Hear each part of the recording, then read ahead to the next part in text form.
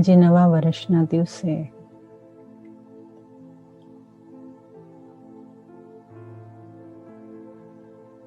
હું સુંદર વિચારોથી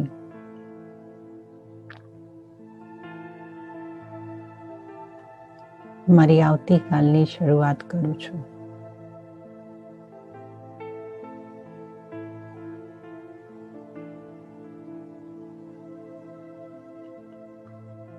પાછલા ઘણા દિવસોમાં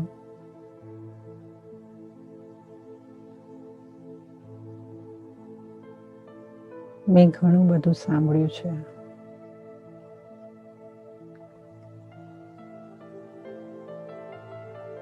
આ કોર્સ કરતા કરતા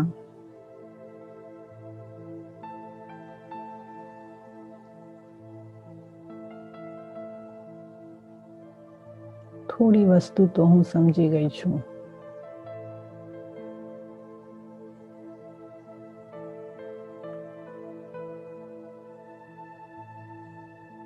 મારો પહેલો દિવસ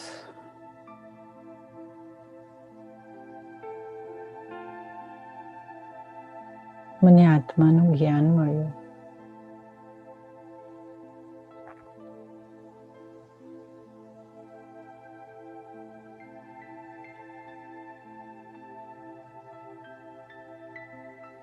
હું ચિંતન કરું છું.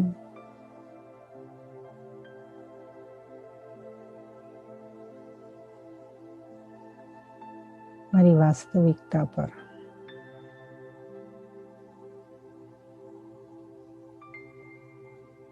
હું કોણ છું? ક્યાંથી આવી? ક્યાં જવાની? ક્યારે જવાની? કેવી રીતે જવાની?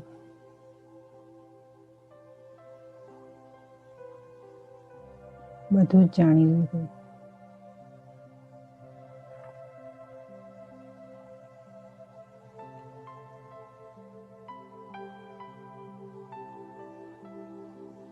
હું મસ્તકના મધ્ય ભાગમાં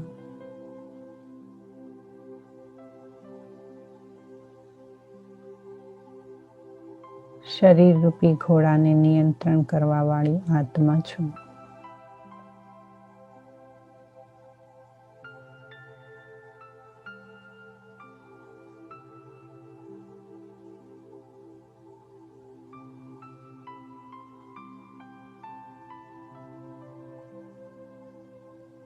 જેમ નાગની ફેણ ઉપર કોહિનૂર ચમકતો હોય,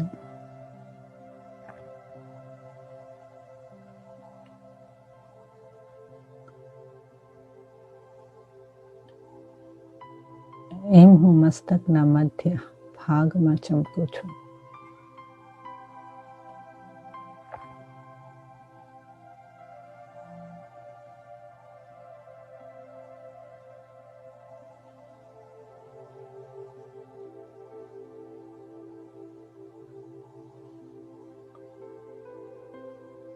મુજ આત્મામાં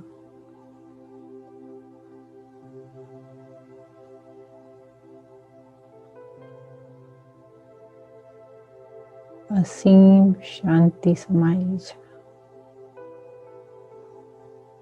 શાંત,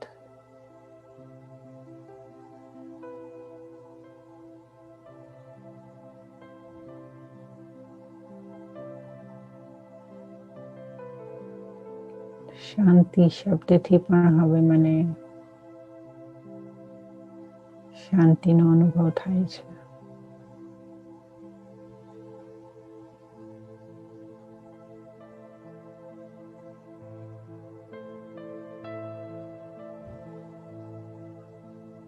હું પ્રેમ સ્વરૂપ આત્મા છું.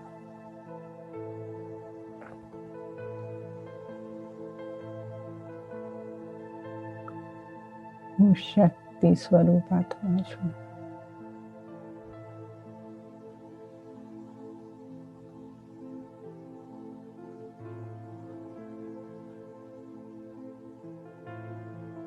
મુજ આત્માની આત્મિક શક્તિ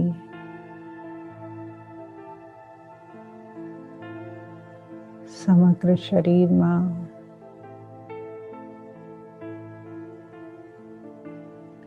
શક્તિનો પ્રવાહ ફેલાવી રહી છે.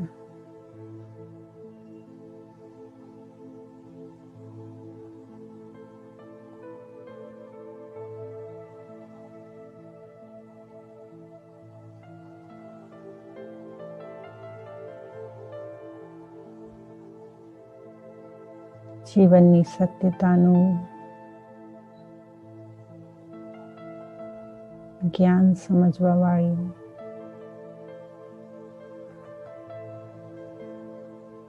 જ્ઞાની આત્મા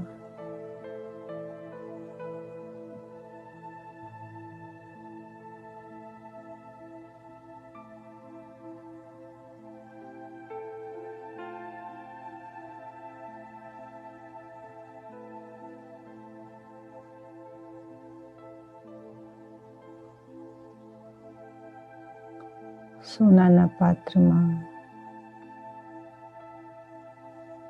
પવિત્ર દૂધ સમાન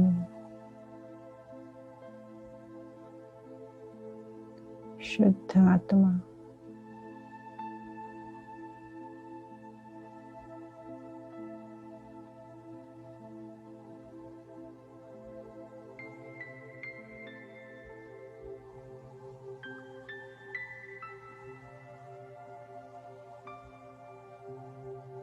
મારા મસ્તક રૂપી પાત્રમાં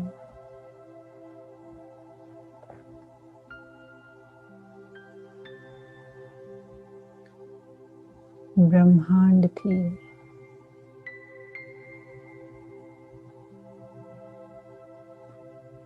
શિવ પરમાત્મા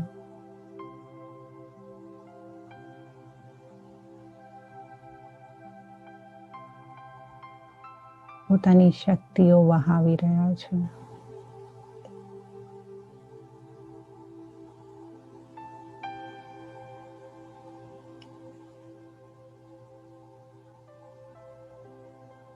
જેમ સફેદ દૂધની ધાર વહેતી હોય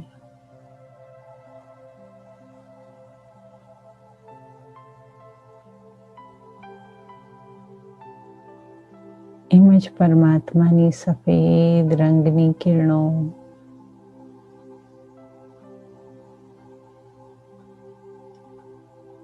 મને ભીંજવી રહી છે.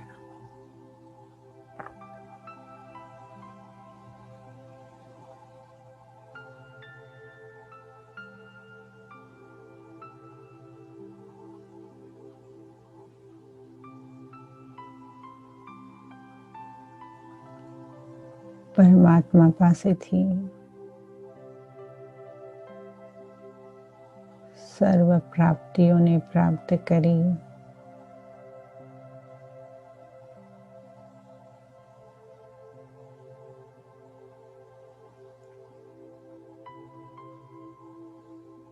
હું ભાગ્યવાન બની રહી છું.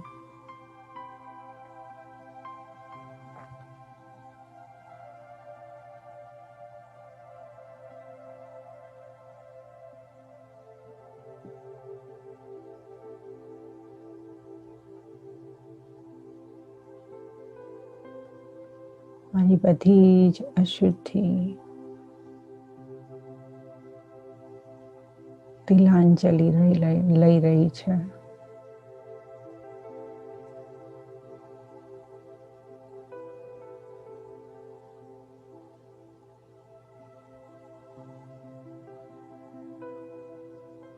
હું પવિત્ર બનતી જઈ રહી છું.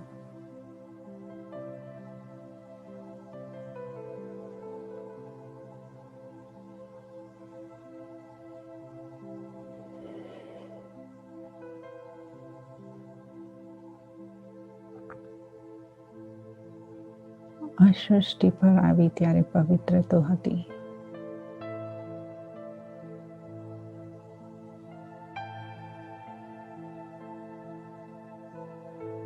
સ્વસ્થ ખાયા,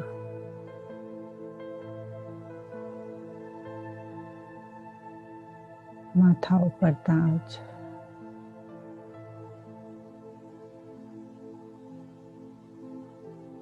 પ્રકૃતિ મારા ઈશારા પર ચાલે,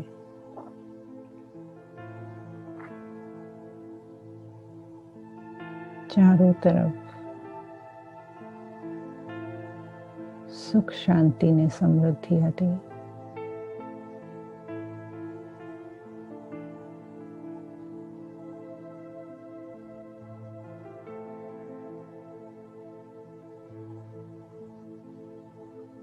સમય વીતતો ગયો, ખોળા બદલતી ગઈ, બદલતા બદલતા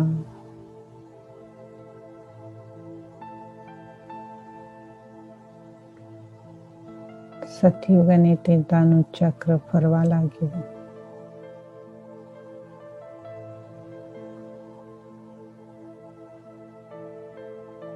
મારું દૈવત્વ અખંડ હતું.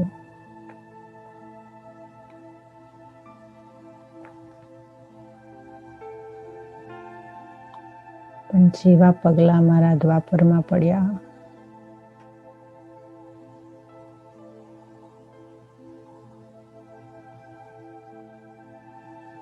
દિવ્યતાનું ભાન ભૂલી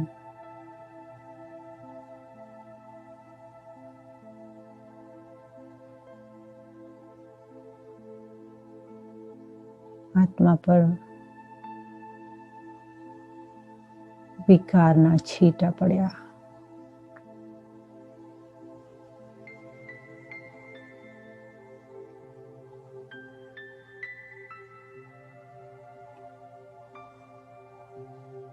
પોતાને શરીર સમજ્યું,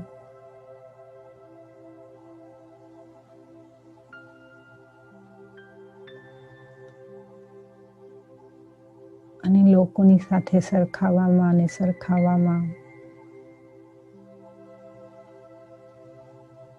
દુઃખના પોટલા બાંધ્યા.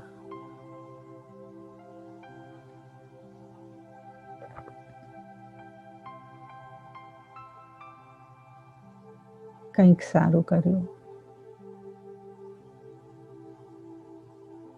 કેટલીક ભૂલો કરી,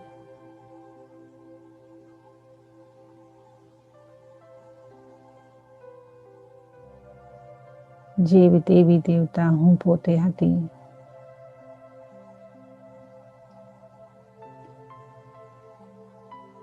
મારી જ મંદિરોમાં જઈને પૂજા કરી.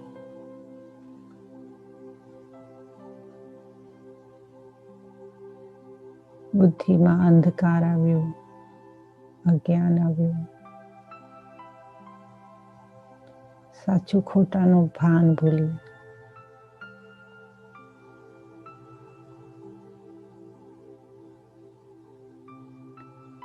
હળસેલા ખાતી ખાતી દુનિયાની ઠોકરો ખાતી ખાતી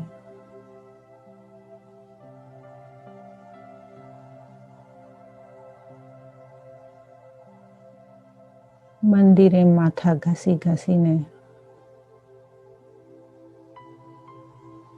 બહુ બોલાવ્યા ભગવાનને.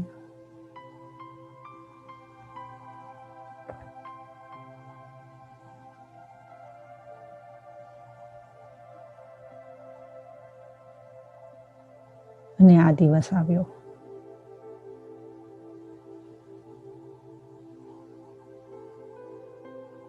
ત્યારે મારા પ્રભુએ મને કીધું,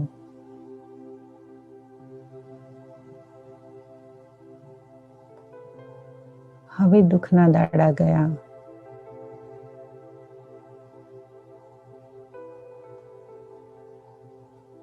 હું તને હવે ફરી લેવા આવ્યો છું.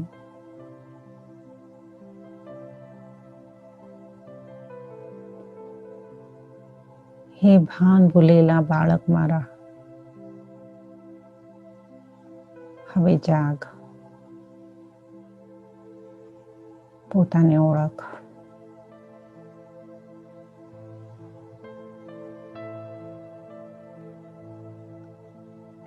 અને આવતા ભાવને અને ભવે ભાવને સુધારવા માટે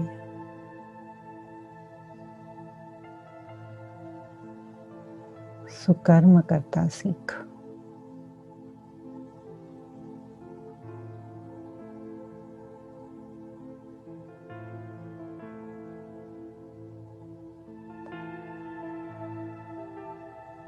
કંઈક નવું નવા વર્ષ નવા જીવન માટે કરતા શીખ.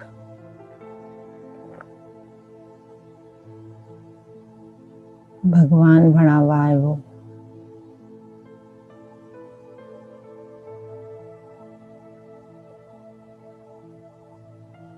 વારે મારું ભાગ્ય.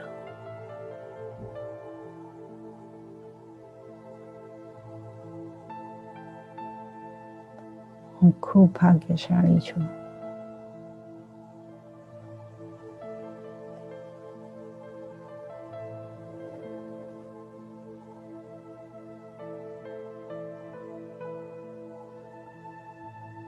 ઓમ શાંતિ.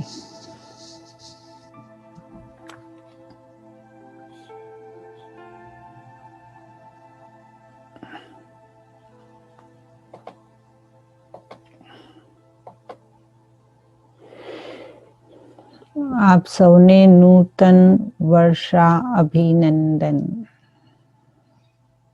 સાલ મુબારક. સાલ મુબારક. તમને પણ નૂતન વર્ષ અભિનંદન. સાલ મુબારક. નૂતન વર્ષ કેવી રહી આપ લોકોની દિવાળી? સરસ સરસ. સરસ. એક સરખી ઘરમાં બેસીને. તમને પૂછવું તું જે નવા છે આમાં કે તમને કઈ ફાયદો થયો છે 2 વીકમાં? Do you C something good? Yes મને પણ ફાયદો થયો છે. હું શાંત સ્વરૂપાત્મા છું. દિવસમાં 7 વાર બોલું છું અને એ મને હેલ્પ કરે છે. સારું છે મારા માટે. Good. Anybody else? વૈશાલીબેન, હા બોલો. મને ફાયદો તો થયો છે. મેં મેડિટેશન પેલા વિપક્ષના કરેલું છે, પણ હવે મારું જે આજ્ઞા ચક્ર છે ને એનાથી આગળ નથી જતું મારું, એટલે એ જ ફર્યા કરે છે. રાઈટ. ધીરે ધીરે છે ને આપણે ફોકસ ટર્ન કરવાનું કે આપણે પોતાની આત્મિક સ્થિતિ પર તમે આવશો ને એટલે તમારો અવેરનેસ અને કોન્શિયસનેસ ડિફરન્ટ લેવલ પર વર્ક કરતી ચાલુ થઈ જશે. ઠીક છે? Okay, yeah. Anybody else? Yeah, it does help me especially at the work. Patient બહુ એ કરતા હોય, frustrated થઈ ગયા હોય ને, that helps me during that time that I become more aware and stay calm and શાંત મગજ રહે છે instead of. I want to share. હમણાં 2 વખતે તો હું નથી આવતી, પણ I get up on my own. Like I don't have to put up alarms. 4:30 I get up on my own. Like મારી આંખ ખુલી જ જાય just to even 15 minutes meditation માટે every day. Like I don't do anything, but at least that's my goal to get up every day. So without alarm I get up and just try to do, and it helps, it helps to bring the whole, to start my day peacefully. Great. I try to do more positive thinking and it works. Slowly, but it does work definitely. તો આજે જે આપણે કર્યું ને, આજે તમે meditation જે કર્યું ને, તમે જોયું હશે તો મેં આખું ચક્ર તમને દેખાડી દીધું કે આપણે ચાલુ ક્યાંથી કર્યું ને શું શીખ્યા ને શું શા માટે કરી રહ્યા છે, રાઈટ? અને આજનો જે સેશન છે ને બહુ જ ઇન્ટરેસ્ટિંગ એટલા માટે છે કારણ કે આપણને જીવનમાં ઘણા બધા સવાલો આવે છે અને આપણે ભગવાનનું ચલો અત્યારના વૈશાલીબેને કહી દીધું કે પરમાત્મા છે, નિરાકાર છે, શિવ બાબા છે, પણ તો પણ શબ્દો જે છે, વિશ્વાસ જે છે, વોકેબ્લરી જે છે, જો કાલે કંઈ થઈ જાય કે કશું થઈ જશે તો શું કહેશે? ખબર નહીં ભગવાને આવું કેમ કર્યું. ભગવાનની જ ઈચ્છા હશે. રાઈટ? આ શબ્દો કેટલા સાધારણ રીતે આપણે બોલી નાખીએ છીએ. બોલીએ છીએ ને? ભગવાનને આવું જ કરવું હતું. રાઈટ? હવે પછી ભગવાનની જગ્યાએ જો ઘણા લોકોએ બાબાને સમજ્યા છે કે શિવ બાબાનો અનુભવ પણ કર્યો છે, પરમાત્માનો અનુભવ પણ કર્યો છે, તો પછી પરમાત્માની જગ્યાએ બાબાને કહેશે કે બાબાએ આવું કર્યું. એટલે આપણે શું કરીએ છીએ કે આપણને જ્યારે સવાલના જવાબ નથી મળતા ત્યારે આપણે કોઈકના માથે નાખીએ છીએ. રાઈટ? કારણ કે આપણને એવું લાગે છે કે મેં તો કંઈ કર્યું નથી, મારા જીવનમાં તમે જોયું છે ઘણા બધા લોકોના જીવનમાં દુઃખ હોય છે, અને તમે એ શબ્દો સાંભળ્યા છે લોકોને બોલતા કે ખબર નહીં ભગવાન આની સાથે કેમ આવું કરે છે. આવું સાંભળ્યું છે? ભગવાન મને દુઃખ આપે છે, એવું જ થયું ને? અને લોકોને દુઃખ આપે છે કે જે બી કરે છે ભગવાનની મરજીથી થાય છે. બરાબર? પ્રભુની મરજી વગર તો પત્તું પણ હાલતું નથી. બરાબર? એટલે બધું જ કરાવવા વાળો કોણ છે? પ્રભુ કરાવે છે. એટલે પ્રભુ બધું જ કરાવતો હોય તો આપણને ભાગ્ય કેવી રીતે મળે? તમે નોકરી કરવા જાઓ અને તમારો પેચેક મારા બેંક અકાઉન્ટની અંદર તો ડિપોઝિટ ના થાય ને. તમે જોબ પર જાઓ અને પેચેક મારા બેંક અકાઉન્ટમાં તો ડિપોઝિટ થાય? તમે થવા દો ખરા? તમે થવા દો ખરા? ના થવા દો. તો પછી આપણે કરીએ કે ભગવાન કરે છે એની અંદર કઈ ફરક ખરો? ભગવાન શું કરે છે, આપણે શું કરીએ છીએ? અને ઘણી વખત આપણે જોયું છે કે આખા જીવનમાં કોઈક વ્યક્તિ, હવે કોઈક, આ તો હું એક્ઝામ્પલ આપું છું કારણ કે આ બધા એક્ઝામ્પલ ને આ બધા ક્વેશ્ચન અમારી સામે આવે છે કે કોઈ પતિ એની પત્નીને બહુ જ મારતો હોય છે, અબ્યુઝ કરતો હોય છે, ઓલી એના સાથે સારું વર્તન કરે છે તો બી એને અબ્યુઝ જ કર્યા રાખે છે, ઈ સંબંધમાંથી નીકળી નથી શકતી, કમ્પ્લેન કરીને પણ એને એની સાથે જ રહેવું પડે છે, બેબસ છે કે વોટ એવર,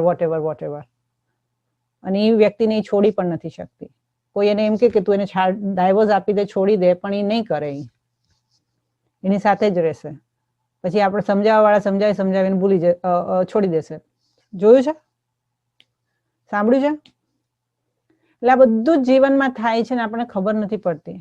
આપણે એક વખતમાં છોડી દઈએ છે પણ સમજી નથી શકતા કે લોકોને પોતાની જાતને અબ્યુઝ કરાવવાની કેવી રીતે ગમતું હશે, કેમ કરાવતા હશે, કેમ એમાંથી છૂટવા માંગે, લોકો મદદ કરે તો બી કેમ નથી છૂટવા માંગતી આત્મા, કેમ એને એમાં ને એમાં જ રહેવું ગમે છે. રાઈટ? તો એના માટે જ આપણે જે પહેલાનું જે આજનું કર્મના લેસન પહેલા તમારા ઓલા લેસન હોવી જોઈએ. કેમ? પહેલી વસ્તુ કે હું આત્મા છું, બીજી વસ્તુ કે હું અમર છું, અજર છું, ત્રીજી વસ્તુ કે મારા પિતા પરમાત્મા છે, મારો કોઈકની સાથે જન્મો જન્મનો રિશ્તો છે. શરીરનો બાપ 1 જન્મ 2 જન્મ 4 જન્મ માં ચલો આપણને સેમ મળશે, પણ પરમપિતા પરમાત્મા જન્મો જન્મ સુધી મારી સાથે ચાલ્યા. પછી આપણે લેસનમાં સમજ્યા કે હું કેટલા પગલા ચાલી, હું કેટલા જન્મોથી આ ચક્રની અંદર છું. તો 5000 વર્ષની અંદર 4 યુગોમાં હું ફરેલી છું. 4 યુગોની અંદર તમે હવે વિચારો, હવે ફોકસથી આ બધું, કારણ કે તો જ કર્મ સમજાશે, ને તો કર્મ સમજાશે જ નહીં. કે મેં સતયુગથી ચાલુ કર્યું, હવે સતયુગથી લઈને છેક અત્યાર સુધી કેટલા જન્મ આપણે માનીએ કે ન માનીએ, રાજયોગમાં કેટલા શીખવાડ્યા? મેક્સિમમ કેટલા જન્મ? નવા બોલો. 84. હા 80 લાખ સમથિંગ. 84 જન્મ એટલે 83 કલયુગના અને આ એક જન્મ સંગમયુગનો એટલે 84 માં 84 મધર પેરેન્ટ્સ, 84 રિલેટિવ્સ, 84 વાઇફ, બરાબર, અને 84 રિલેટિવ્સ, અને આ બધાનું પછી વિસ્તાર કેટલું અલગ અલગ અલગ અલગ અલગ અલગ અલગ અલગ, રાઈટ. આપણે આગળ ચાલ્યા, એ લોકો પણ આપણી સાથે સાથે આગળ ચાલ્યા ને, ચાલ્યા કે નહીં ચાલ્યા? એની માટે 84 જન્મોની કહાની. કર્મને સમજવા માટે 84 જન્મ સમજવા ખૂબ આવશ્યક છે.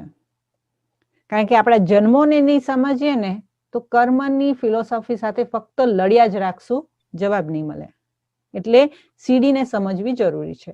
84 જન્મમાં 84 મા બાપ, 84 પતિ, 84 બચ્ચા, 84 ને બાબાએ કીધું છે કે સતયુગમાં દરેકને, સતયુગમાં તો પછીની ખબર નથી મને, સતયુગની અંદર તો બે બચ્ચા હોય, એક છોકરો હોય એક છોકરી હોય, દરેકને, દરેક રાજા રાણી હોય કે કોઈ જે બી પ્રજા હોય બધાને એક બાળકમાં એક છોકરો ને એક છોકરી, એવી રીતે બાળક હોય.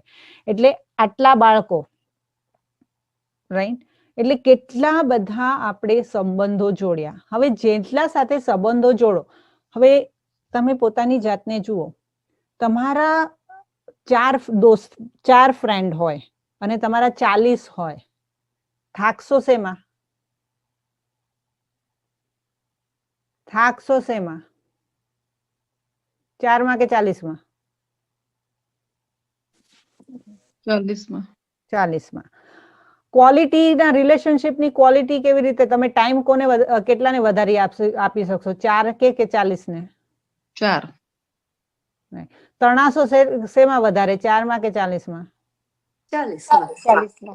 તો એવી જ રીતે જેટલા જન્મ લીધા એટલા સંબંધો બાંધ્યા, થોડા થોડા તો તણાતા ગયા કે નહીં તણાતા ગયા? હા.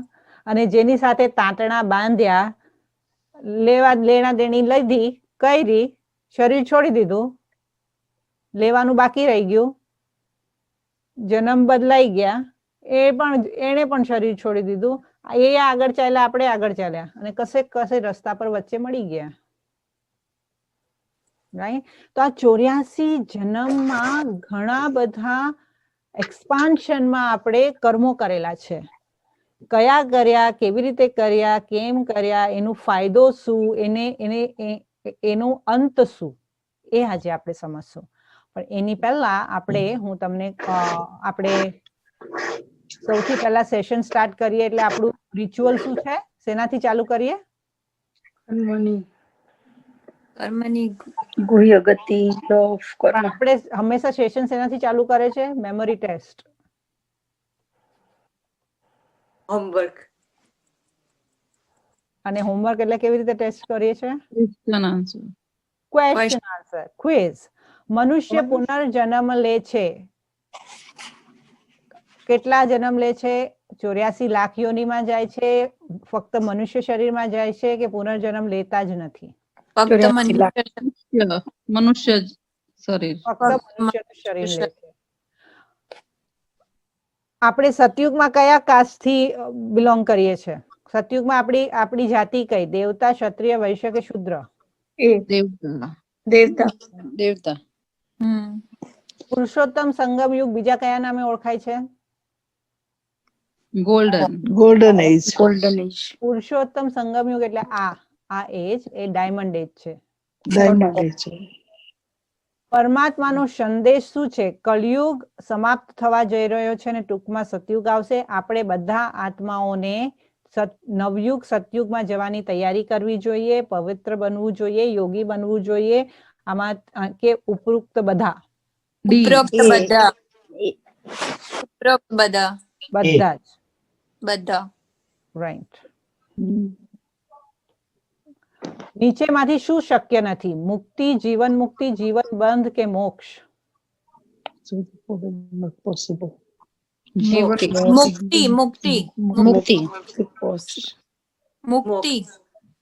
મુક્તિ પોસિબલ છે, મોક્ષ? હવે મોક્ષ અને મુક્તિમાં શું ફરક હું તમને કહું. મુક્તિ એટલે પરમધામમાં જવું, અને મોક્ષ એટલે પરમધામથી નીચે આવવું જ નહીં. મેં તમને કહાની સંભળાવેલી ખબર જેમાંથી શું શક્ય નહીં. મેં તમને કહાની સંભળાવેલી right Yes, 12th floor building. હા મોક્ષ. તો એમાં મુક્તિ એટલે તમે ઘરે જાઓ છો સુઈ જાઓ છો આરામ કરો છો એને મુક્તિ કહેવાય હમ. પરંતુ મોક્ષ એટલે ઘરેથી નીચે આવતા જ નથી એટલે શું શક્ય નથી મોક્ષ મોક્ષ. તો એમ કે છે મોક્ષ હવે એમ કે આમને મોક્ષ મળી ગયું તો મોક્ષ મળી ગયું તો જેને મોક્ષ મળ્યો હોય see this is intellectually question છે મોક્ષ મળી ગયું હોય તો જે કે મને એને મોક્ષ મળી ગયું છે તો ઈ જે બોલવા વાળો છે ઈ પેલા મોક્ષમાં હોવો જોઈએ ને જોવા માટે હમ. મોક્ષમાં છે કે નહીં એનું કન્ફર્મેશન આપવા વાળું કોણ નોબડી કેમ કારણ કે મોક્ષમાં છે એ જોવા માટે પહેલા તમારે મોક્ષમાં જવું પડે અને તમે મોક્ષમાં જતા રહો તો તમારી પાછળ કોઈકને બીજાને આવવું પડે કન્ફર્મેશન લેવા માટે બરાબર right so there is no proof of moksha right અને એટલે જ ગૌતમ બુદ્ધ હોય કે ક્રાઇસ્ટ હોય કે અબ્રાહમ હોય કે મીરા હોય કે કોઈ બી કે જલારામ બાપા હોય કે સંત તુકારામ હોય કે જ્ઞાનેશ્વર હોય કે સાઈબાબા હોય બધા હમણાં અહીંયા છે એકો એક જણા અહીંયા છે પછી ગુરુ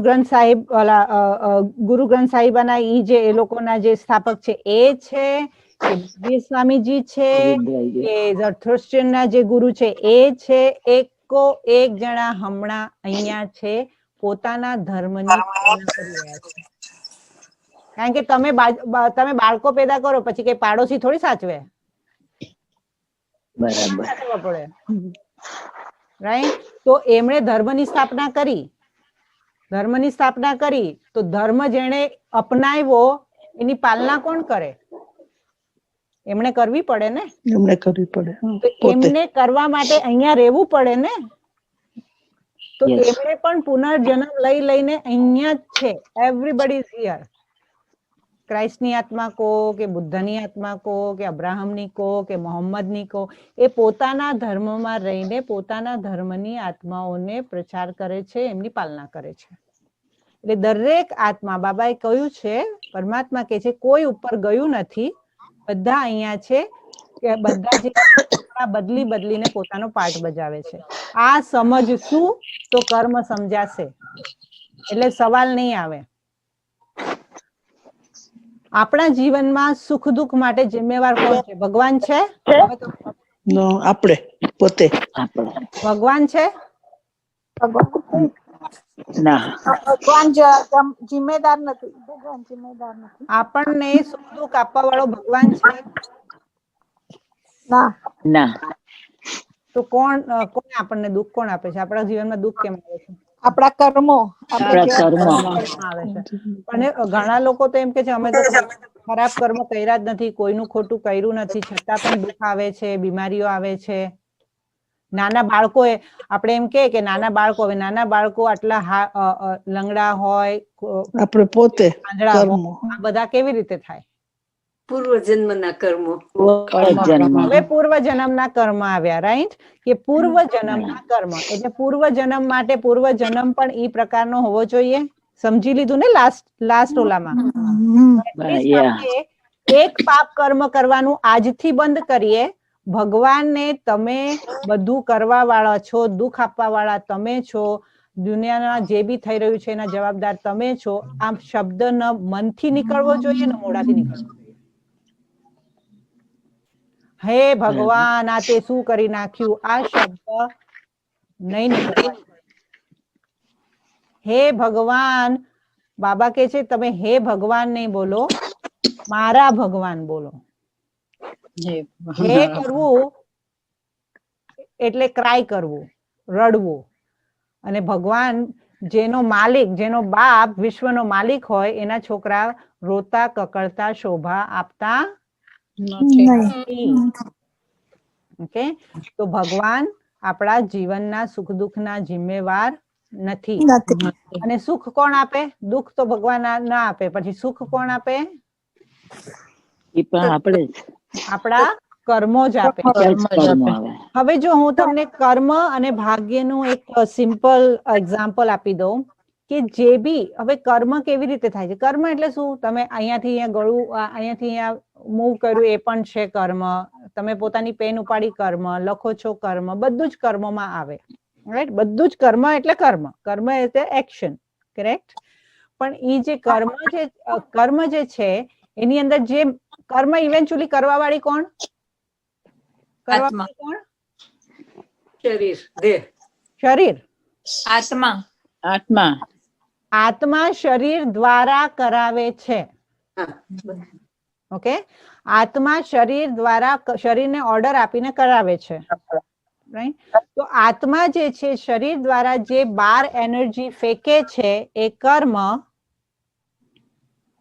અને બહાર થી જે એનર્જી મારી અંદર આવી રહી છે એ મારું ભાગ્ય. અંદર થી જે બહાર જાય છે એ કર્મ, બહાર થી જે અંદર આવી રહ્યું છે એ મારું ભાગ્ય. રોજ દરેક ક્ષણમાં આપણે કર્મ એનર્જી બહાર ફેંકતા પણ જઈએ છે અને એનર્જી કન્ઝ્યુમ પણ કરતા જઈએ છે, લેતા પણ જઈએ છે. અને આ લેણા દેણી જે આ શબ્દ બોલે છે ને, આ લેણા દેણી છે. લેણા દેણી એટલે શું? આપણે જે એનર્જી એક્સચેન્જ કરીએ છીએ એને લેણા દેણી કહેવાય. હવે કર્મ જે છે ને એના 4 પ્રિન્સિપલ છે. પહેલી વસ્તુ કે કર્મમાં એક વાત છે કે આપણને સંપૂર્ણ કર્મ કરવા માટેની સ્વતંત્રતા છે. તમને કોઈ આપણને કોઈ બાંધ્યું છે કે આપણે સારા કર્મ ન કરીએ એની માટે કોઈ બાંધી રાખે છે? હાથ પગ બાંધીને રાખ્યા છે આપણા? નહીં. સારું ન વિચારવા માટે આપણને કોઈ બાંધી રાખ્યા છે? નહીં. સારા હાથેથી કર્મ ન કરવા માટે બાંધી રાખ્યું છે તો આપણને? ના. જેવો આપણે એમ કહીએ ને મને બાંધી રાખ્યું છે, તો મને બાંધવા વાળી કોણ? હું પોતે જ.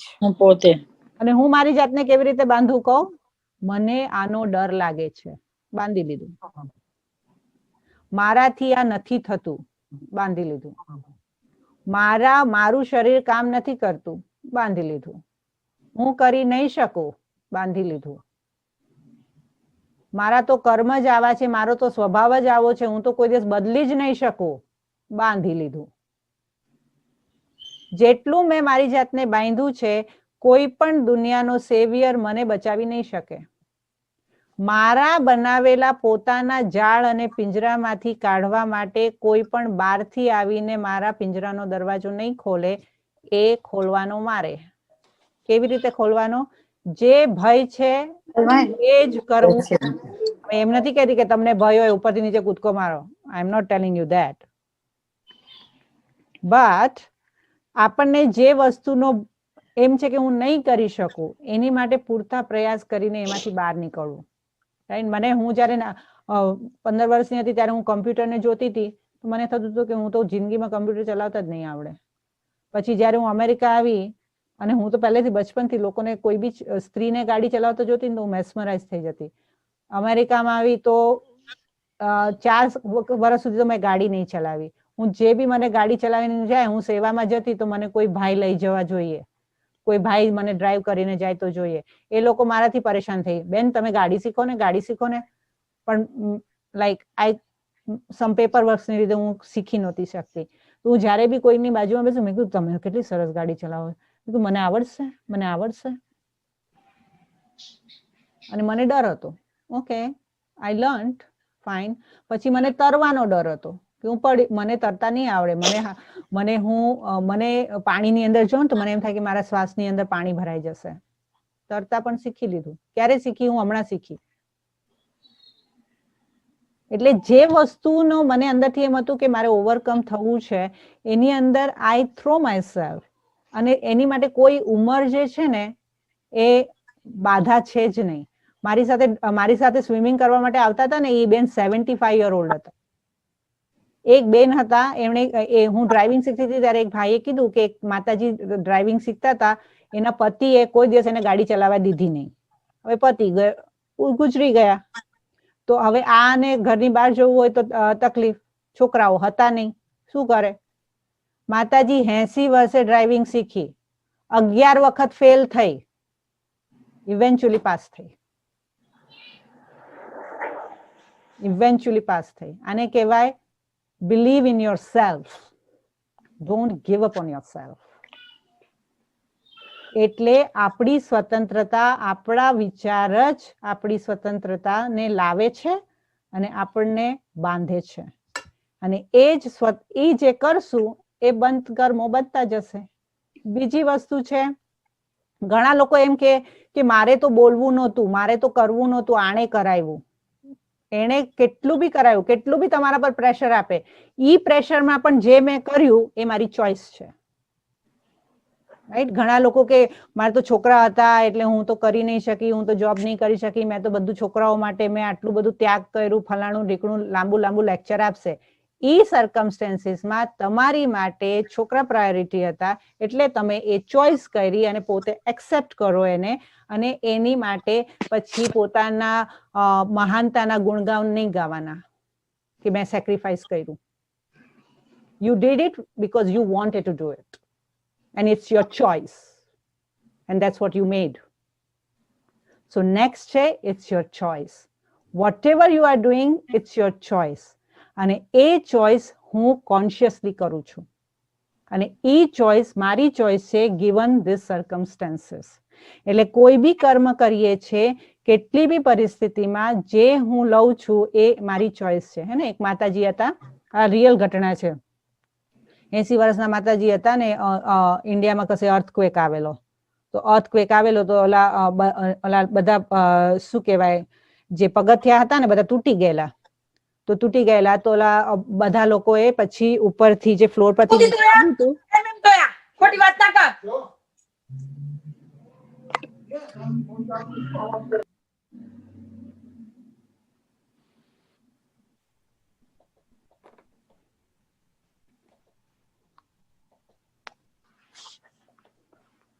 હું અત્યારે તમને બધાને મ્યુટ કરું છું so that I can go in my flow. તો એ માતાજી, આ લોકો બધા ઘરવાળા નીકળવા લાગ્યા અને માતાજીને કે હવે તમે પણ, એ લોકો સાડીનું ઓલું કર્યું કપડાથી ને બધા નીચે ઉતરતા હતા. એટલે માતાજી કે અને દાદરા તૂટી ગયેલા, હવે માતાજીને કેવી રીતે નીચે ઉતારે? માતાજીને ખભે લઈને એના ઓલાથી ઉપરથી નીચે ઉતરવાનો તો કઈ પ્રશ્ન જ નથી ને, કોઈ કેવી રીતે કરી શકે? એટલું વજન લઈને પોતે કેવી રીતે ઉતરે? નહીં તો ઓલા પડશે પાછળથી. તો it was very critical situation. તો માતાજીનું કીધું તમે આ લઈને નીચે ઉતરો. તો માતાજીએ ના પાડી. તો કેટલું સમજાયું? તો કે ના, મારાથી તો ઉતરાય જ નહીં, મારાથી તો ઉતરાય જ નહીં. તો પછી એ લોકોએ ઇવેન્ચ્યુઅલી માતાજીને કીધું કે તો તમે રો અને આપણે બીજી જોઈએ છે કે બીજી કોઈ સગવડ થાય તો. અને બધા નીચે ઉતરી ગયા અને એવામાં જ બીજો ઝટકો આવ્યો. આ માતાજી ચૂપચાપ બોલો સાડીને છોડો દઈને નીચે ઉતર્યા. કેમ? મારી પાસે જો લાઈફ એન્ડ ડેથની સિચ્યુએશન છે તો મારામાં શક્તિ આવી જાય છે. સો whatever choices we make, it's my conscious choice and we have power. આપણામાં પાવર છે, ફક્ત આપણે એક એક્સક્યુઝીસ બનાવીએ છીએ. સો what we choose, it's my choice. જે બી સ્વતંત્રતા આપે છે એ સ્વતંત્રતાની અંદર જે બી ચોઈસ કરું છું એનાથી મારા કર્મ બને છે. બીજું, અને જે બી હું કર્મ કરું છું એ સિલેક્ટ કરું છું એના કોન્સિક્વન્સીસ પણ મારે જ રિસ્પોન્સિબિલિટી છે. મેં કોઈકને કંઈ કહી દીધું અને એના લીધે એણે મને સંભળાવ્યું. આપણે આપણી જાતને શું કહેવાનું?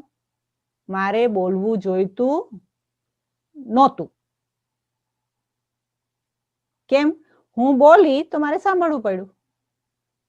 હું કોઈના પર હસીશ તો કોઈ મારા પર એક દિવસ હસશે.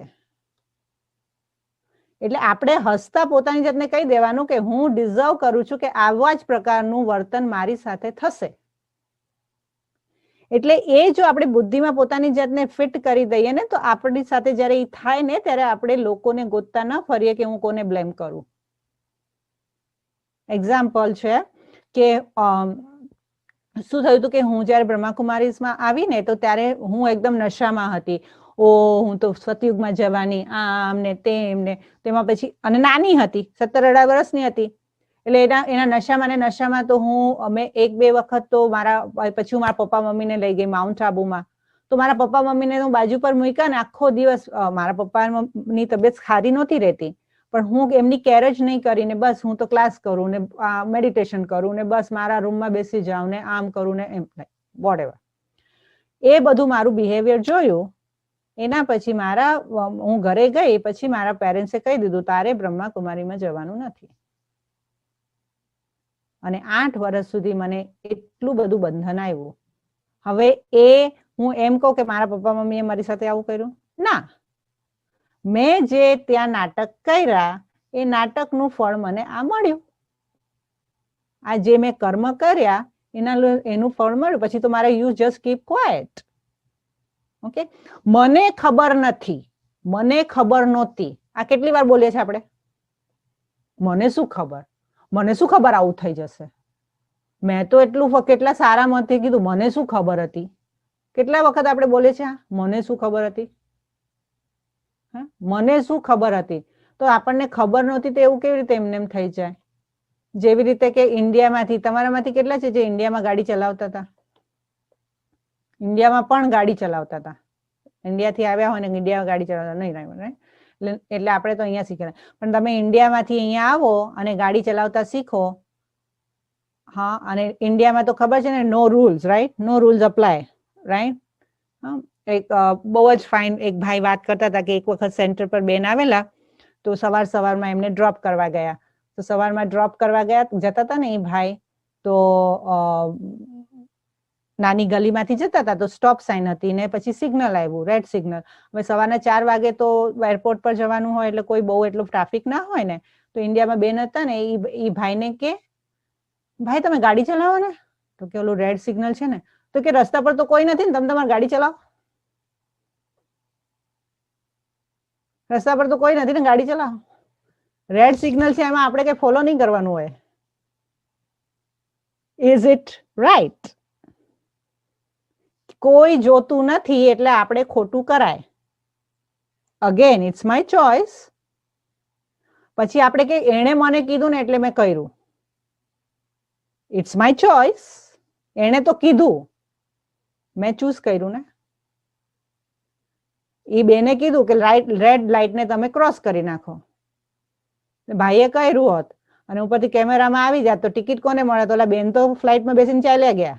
ટિકિટ કોને ભરવાની? બેને ભરવાની. ફોકટની એડવાઇસ આપીને જાય તો, મફતની એડવાઇસ આપીને ગયા એ બેને ભરવાની કે આ ભાઈએ ભરવાની ટિકિટ? કારણ કે રેડ લાઇટ ક્રોસ કોણે કરી? જેણે કરી એને પૈસા ભરવાના. કરેક્ટ?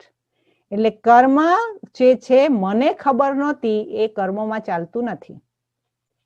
એટલે આપણે જે મનુષ્ય આત્મા છે એ 84 લાખ યોનિઓમાં નથી જતી. મનુષ્યની યોનિમાં જ જન્મ લઈને એ સુખ દુઃખને ભોગવે છે. હવે બીજી વાત જ્યારે આપણે કર્મોની કરીએ ને તો ન્યૂટન્સનો લો છે, રાઈટ? ન્યૂટનનો લો પણ ખબર છે કે દરેક કર્મ જે છે એનો જે એની એટલો જ પ્રતિકાર થાય છે, હે ને? દરેક ક્રિયાની પ્રતિક્રિયા છે. અને જે ઇન્ટેન્સિટીથી કર્મ કરવામાં આવે છે એ જ ઇન્ટેન્સિટીથી એની પ્રતિક્રિયા થાય છે, રાઈટ? એટલે આપણે કર્મ કરીએ છીએ, આપણે એમ કે મારું તો ભાવ જ નહોતો. એક્ઝામ્પલ, મેં તો મજાકમાં કહી દીધું.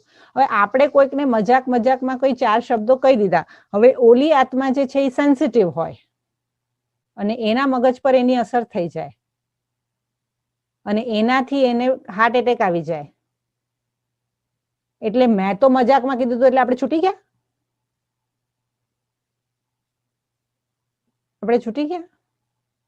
ના. એવી જ રીતે આપણે આ તો ઓલી રિપરકશનની જે ઇફેક્ટ છે એ તો આપણને બધાને ખબર છે, રાઈટ? આપણે જ્યારે જોબ પર પ્રેશર હોય અને જોબ પર એટલું બધું સ્ટ્રેસ હોય, પછી જોબ પછી ફ્રેન્ડ સાથે જાય, પછી ડ્રિંક્સ લઈને ઘરે આવે, પછી વાઈફ કે તમે આવ્યા તો તમે આટલા લેટ આવ્યા, તમે તો સાંભળતું નહીં, એટલે ઓલીને 2 લાફા મારે. અને ઓલો છોકરો રડતો આવે એટલે છોકરાને એની માં મારે. અને છોકરો બહાર જાય અને એને કૂતરાને જોઈએ તો ઓલો કૂતરાને મારે, રાઈટ? એટલે આ એનર્જી જે છે, કર્મોની એનર્જી જે છે, એ જેટલા વ્યક્તિને એ ઇફેક્ટ થતી જશે એટલું જ ભાગ્યમાં મારી એ પરિવાર એનર્જી અક્યુમ્યુલેટ થશે. બીકોઝ મેં તો ફક્ત એક લાફો માર્યો, પણ એ લાફાના જેટલા રિપરકશન થયા, એની જે રિપલ ઇફેક્ટ થઈ, એની રિસ્પોન્સિબલ સેન્ટર પોઈન્ટ હું છે, તો હું એને અટ્રેક્ટ કરું છું. એટલે ન્યૂટનના લો પ્રમાણે પણ દરેક ક્રિયાની પ્રતિક્રિયા હોય છે. બીજી વસ્તુ કે દરેક કર્મનું જે આપણે કર્મ તો કરી લીધા, હવે આટલા જન્મમાં 84 જન્મમાં તો બહુ બધા કર્મ કર્યા, હવે એ કર્મના ફળ ચૂકતું કેવી રીતે થાય? રાઈટ, આપણે એક જન્મ લીધો, પછી બીજો લીધો, પછી ત્રીજો લીધો. હવે આ કર્મો જે આપણે સારા ખોટા ભૂલો કરી, અજાણતા કરી, જાણતા કરી, એના ચૂકતું કેવી રીતે થાય અને આપણા કેવી રીતે ચૂકતું થશે અને બહારના જે કલયુગી આત્માઓ છે એના કેવી રીતે ચૂકતું થશે, એ બેનું ડિફરન્સ સમજવાનું છે. તો એ આગળ હું તમને સમજાવીશ યુગોના પ્રમાણે. પહેલી રીતે તો સામાજિક રીતે. સામાજિક રીતે એટલે ઘણી વખત શું છે કે કોઈ વ્યક્તિ ખૂબ જ બહુ જ નાની ભૂલ કરી નાખે છે, પણ સમાજ એને સ્વીકારતો નથી અને સમાજ એને છોડતો નથી. એ નાની અમથી ભૂલ માટે પણ એને સજા બહુ જ મોટી આપે છે, નાની અમથી ભૂલ હોય તો. તો સામાજિક રીતે જે આપણને રિજેક્શન મળે છે, ઘણા લોકો એમ કે છે ને મને રિજેક્ટ કરે છે, તો રિજેક્શન મળે છે, આપણી અવગણના કરવામાં આવે છે, તો એ સામાજિક રીતે જે છે એ કર્મોના હિસાબ કિતાબ ચૂકતું થાય છે. બીજા જે કર્મોના હિસાબ કિતાબ ચૂકતું થાય છે એ છે શારીરિક રીતે. શરીરની બીમારી એટલે મારા કરેલા કર્મોનું ફળ. રાઈટ, જો મારા જાણતા અજાણતામાં મેં કોઈ અતિશય ગંદી દ્રષ્ટિથી જો કોઈ વ્યક્તિ કોઈકને જોતું હોય તો પછી એને દ્રષ્ટિનું સુખ ઓછું મળે. અને એટલે માટે જ એવી જ રીતે એટલે તો આપણે લોકો દવા દારૂમાં, હોસ્પિટલમાં આટલું બધું દાન કેમ કરે છે? કારણ કે જે કર્મ કરીએ છીએ એનું ફળ આપણને મળે છે. તો આપણને એમ છે કે આપણે જો હોસ્પિટલમાં જ્યારે આપણે દાન કરીએ છીએ ત્યારે આપણને શરીરનું સુખ મળે છે. શરીરનું સુખ એટલે શરીરની તંદુરસ્તી મળે છે. અને જેટલું આપણી કોઈની શારીરિક રીતે કોઈકની સેવા કરીએ છીએ તો એટલું આપણું પણ શરીર સ્વસ્થ રહે છે. પણ જો આપણને શરીરની વ્યાધિઓ છે, એક પછી એક અટેક આવે, પછી પ્રોબ્લેમ વધે, પછી કોમ્પ્લિકેશન્સ વધે, અને ઘણા લોકો ખબર છે 2 પ્રકારના મૃત્યુ થાય છે. એક તો આમ ઝટકામાં મૃત્યુ થાય, રાઈટ, એક ઝટકામાં આમ ચાલતા હોય હાર્ટ એટેક આવે ને મૃત્યુ થઈ જાય.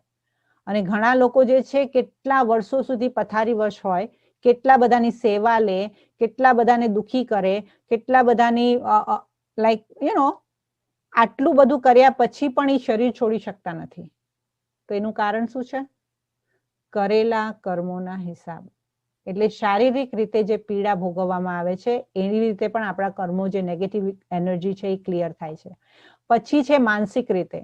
ઘણા બધા મારી લાઈફમાં એટલા બધા લોકોનું મેં એક્ઝામ્પલ જોયું છે. કરોડપતિ ડોક્ટર્સ મારી પાસે આવીને કે મારા છોકરાઓને બધું જ સુખ છે પણ એ આખો દિવસ દુખી રહે છે અને ડ્રગમાં જાય છે.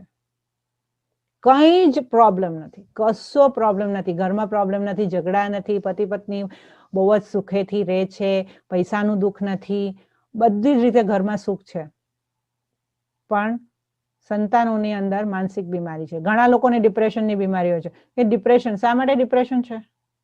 એ લોકોને પોતાને ખબર નથી કેમ ડિપ્રેશન છે, કેમ ઉદાસ રહે છે. ઘણા લોકોને હંમેશા દુઃખની જ વાતો યાદ આવે છે.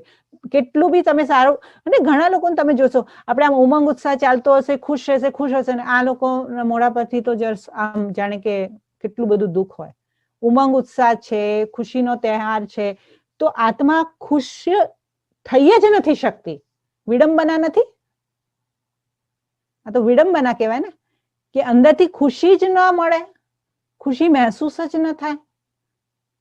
તો આ પણ માનસિક રીતના કર્મોના હિસાબ કિતાબના ફળ છે.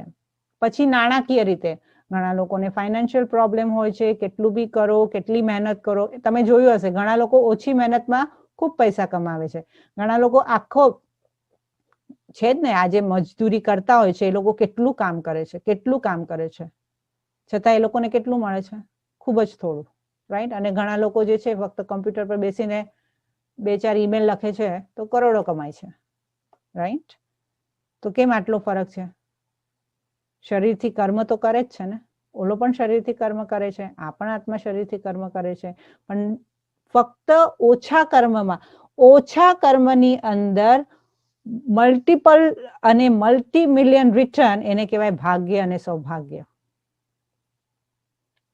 ને સૌભાગ્યશાળી કોને કહેવાય? કે કશું ન કરવું પડે અને છતાં જ બધી જ પ્રાપ્તિ થાય, અને સૌભાગ્યશાળી કહેવાય. કરીએ અને કરવા કરતા બમણું અને 10 ગણી પ્રાપ્તિ થાય, એને ભાગ્યશાળી કહેવાય. ઘણું બધું કર્યા છતાં પણ કશું જ પ્રાપ્ત ન થાય, એને દુર્ભાગ્યશાળી કહેવાય, રાઈટ? તો અને આવી રીતે જ આપણા કરેલા કર્મો જે છે એને આપણે ચૂકતું કરીએ છીએ. અને છેલ્લું છે એ ભાવનાત્મક રીતે. ઘણી વખત ઘણા સંબંધોમાં જે છે કેટલું બી પ્રેમ આપીએ ને, રિટર્નમાં 0, રિટર્નમાં હેટ. એવું કેમ થાય છે? દુઃખ પહોંચાડે. તમે પ્રેમ કરવા જાઓ, દુઃખ પહોંચાડે. એક વાર્તા છે કે છે ને, એક બેનને એનો પતિ બહુ મારતો હતો, ખૂબ મારે. તો એ બિચારી દુઃખી થઈને ઓલા ગુરુ પાસે ગઈ, અને ગુરુ બહુ જ ત્રિકાળ જ્ઞાની હતા, ખૂબ જ સારા જ્ઞાન જાણતા હતા અને ભૂત ભવિષ્યને ઓળખી શકતા હતા. તો એ માતા જો ગઈ ગુરુ પાસે ને કે ગુરુજી, મારાથી સહન નથી થતું, મારો પતિ બહુ મારે. તો ગુરુએ કીધું તું કાલે આવજે. પછી એ ધ્યાનમાં ગયા, બીજે દિવસે આવી તો કે પતિ મારો બહુ મારે, મારથી નથી સહન થતું. કે તને ખાવા આપે છે? તો કે હા, ખાવા તો આપે છે, પણ એવા ખાવાનો શું ફાયદો જ્યારે આટલો બધો માર ખાવો પડે છે? તો એ કે ના, તું એની માટે સારું વિચાર, તું જા અને પાછી આવજે, એની સાથે સારો વ્યવહાર કર. તો એ માતાજી ગઈ અને એની સાથે બહુ સારો વ્યવહાર કર્યો, તો એનો વર એને મારે, બહુ મારે. પછી ગઈ, ગુરુજી આ તો મારો વર તો બહુ મારે છે, આ તો બંધ જ નથી કરતો, તમે કીધું સારું વિચારી તો કઈ સુધરતો નથી. તો કે તને ખાવા આપે છે? તો કે હા, ખાવા તો આપે છે, પણ એને ખાવાને એના સાથે શું લેવા દેવા? તો કે ના, તું હજુ પુરુષાર્થ કર, એનાથી પ્રેમથી વર્તન કર, એનું સાંભળ, એ તને નહીં મારે. તો એ પાછી ગઈ, 2-4 દિવસ પછી પાછી આવી, ગુરુજી મને બહુ મારે છે. તો કે તને ખાવાનું આપે છે? તો કે ખાવાનું આપે છે, તમે કેમ મને પૂછો છો? તો કે પાછલા જન્મમાં જે છે ને, એ તારી તું એની સૌતેલી માં હતી, અને એ છોકરાની પાસે તું એટલું કામ કરાવતી હતી, એને એટલું મારતી હતી, એના વાંક વગર એને મારતી હતી, એની સાથે કેટલું ખરાબ વર્તન કરતી હતી, અને એમાં તું એને ખાવા પણ બિલકુલ નહોતી આપતી. એટલે હું ચેક કરું છું કે હજુ તને ખાવા તો આપે છે કે નહીં, રાઈટ? કે એટલે ભાવનાત્મક રીતે કોઈના દ્વારા જો આપણને ઘડી દુઃખ મળતું હોય ને, ઘણી વખત આપણા ઘણાના લાઈફમાં એવું છે કે આપણે એની સાથે સારું જ વર્ત્યા રાખે અને એ આપણને જોડા માર્યા રાખે. એકાદ એવું તો હશે જ જીવનમાં, હશે જ ને? તમે એની સામે કઈ બી કરો, એને આપણો ગણ જ ન હોય કે નહીં હોય? એકાદ તો હશે જ કે તમને એપ્રિશિએટ નહીં કરે, કે તમારી વેલ્યુ નહીં કરે, કે અને આપણને એમ થાય કે હું તો આટલું બધું કરું છું, કેમ? પછી આપણે જતું કરી દઈએ, રાઈટ? તો આ રીતે પણ જે છે આપણા કર્મોના હિસાબ કિતાબ જે છે એ ચૂકતું થાય છે. એટલે જો આપણે એમ કહીએ કે મેં તો આ જન્મમાં એની સાથે એવું કશું નથી કર્યું, પણ પાછલા 63 જન્મમાં કયા જન્મમાં ક્યાં એની સાથે આપણે બાંધા હોય, કર્મોના બાંધા હોય, તો એ લેણિયાત હોય તો લેવા આવે. જો મા બાપ છોકરાઓ હોય ને, જો આપણા ઘરમાં જે સંતાન થઈને જે જન્મ લે છે ને, એ તમારો લેણિયાત છે, એટલું સમજી લેવાનું. તમે પાછલા જન્મમાં એની પાસેથી એટલું બધું લીધું છે, આજે તમારા ઘરની અંદર સંતાન બનીને આવ્યો છે, એને તમે કશું નહીં કરે તો બી તમારી જમીન જાયદાદ બધું લખીને જશે, પાછા એના ગ્રાન્ડ કિડ્સ સાથે તો એના ગ્રાન્ડ કિડ્સ ની સેવા કરશે, એના ગ્રાન્ડ કિડ્સ જો બીમાર પડી જશે તો ઘરમાં બેસીને પોતે ટેન્શન કરશે, ગ્રાન્ડ કિડ્સ જો કઈ થઈ જશે તો પોતે ટેન્શન કરશે, આ મનનું દુઃખ પોતે લેશે. એનો અર્થ શું? હિસાબ કિતાબ છે ને. એટલે તમારા આપણા વ્યાજ અને ચક્રવૃદ્ધિ વ્યાજ હોય ને, એટલે ગ્રાન્ડ કિડ્સ તો ચક્રવૃદ્ધિ વ્યાજ થયું, રાઈટ? તો આપણે એની માટે ઓલા વ્યાજ તો ભરવાનું, ઉપરથી ચક્રવૃદ્ધિ વ્યાજ બી ભરવાનું, એટલે ગ્રાન્ડ કિડ્સ. એટલે ગ્રાન્ડ કિડ્સ તમારા ચક્રવૃદ્ધિ વ્યાજ છે. સમજાયું? એટલે કેટલું લીધેલું છે, જેટલું આપણે લીધેલું છે એનું વ્યાજ ચૂકવ્યા રાખીએ છીએ. અને એના પછી એની સાથેના પણ આપણે સામાજિક બંધન, ઇમોશનલ, ફાઇનાન્શિયલ, આ બધા જ કર્મોના બંધન બંધાય ને. રાઈટ? હવે જેવું કર્મ એવું ફળ, હવે એ તો બધાને ખબર છે, પણ એમ કે તો પછી જો જેવું કર્મ એવું ફળ, તો આપણે સારા કર્મ કર્યા તો આપણને ખરાબ ફળ તો ન મળવું જોઈએ ને, ન મળવું જોઈએ ને. તો ખરાબ ફળ કેમ મળે છે? કારણ કે ફળને, કર્મને કઈ ઇન્ટેન્સિટીથી કરવામાં આવ્યું છે, ફળ કઈ ક્વોલિટીનું છે, સોરી, બીજ કઈ ક્વોલિટીનું છે, બીજ કઈ ઇન્ટેન્સિટીથી રોપવામાં આવ્યું છે, અને બીજની અંદરનું ખાતર કેટલું પાક્કું છે, જમીન કેટલી પાકી છે, બીજની કેટલી માવજત કરી છે, એ બધા ઉપર કર્મના ફળનો ડિપેન્ડ કરે છે. ઘણા કર્મ જે છે ને એ બહુ જ સાધારણ કર્મ હોય છે, તો એનું ફળ પણ સાધારણ રીતેથી મળી જાય છે. પણ ઘણા, જો કોઈ કર્મ કર્યું હોય, એક્ઝામ્પલ છે કે કોઈક વ્યક્તિ એવા ઘણા દાખલાઓ છે કે કોઈક વ્યક્તિએ કોઈને ધોકો આપ્યો હોય.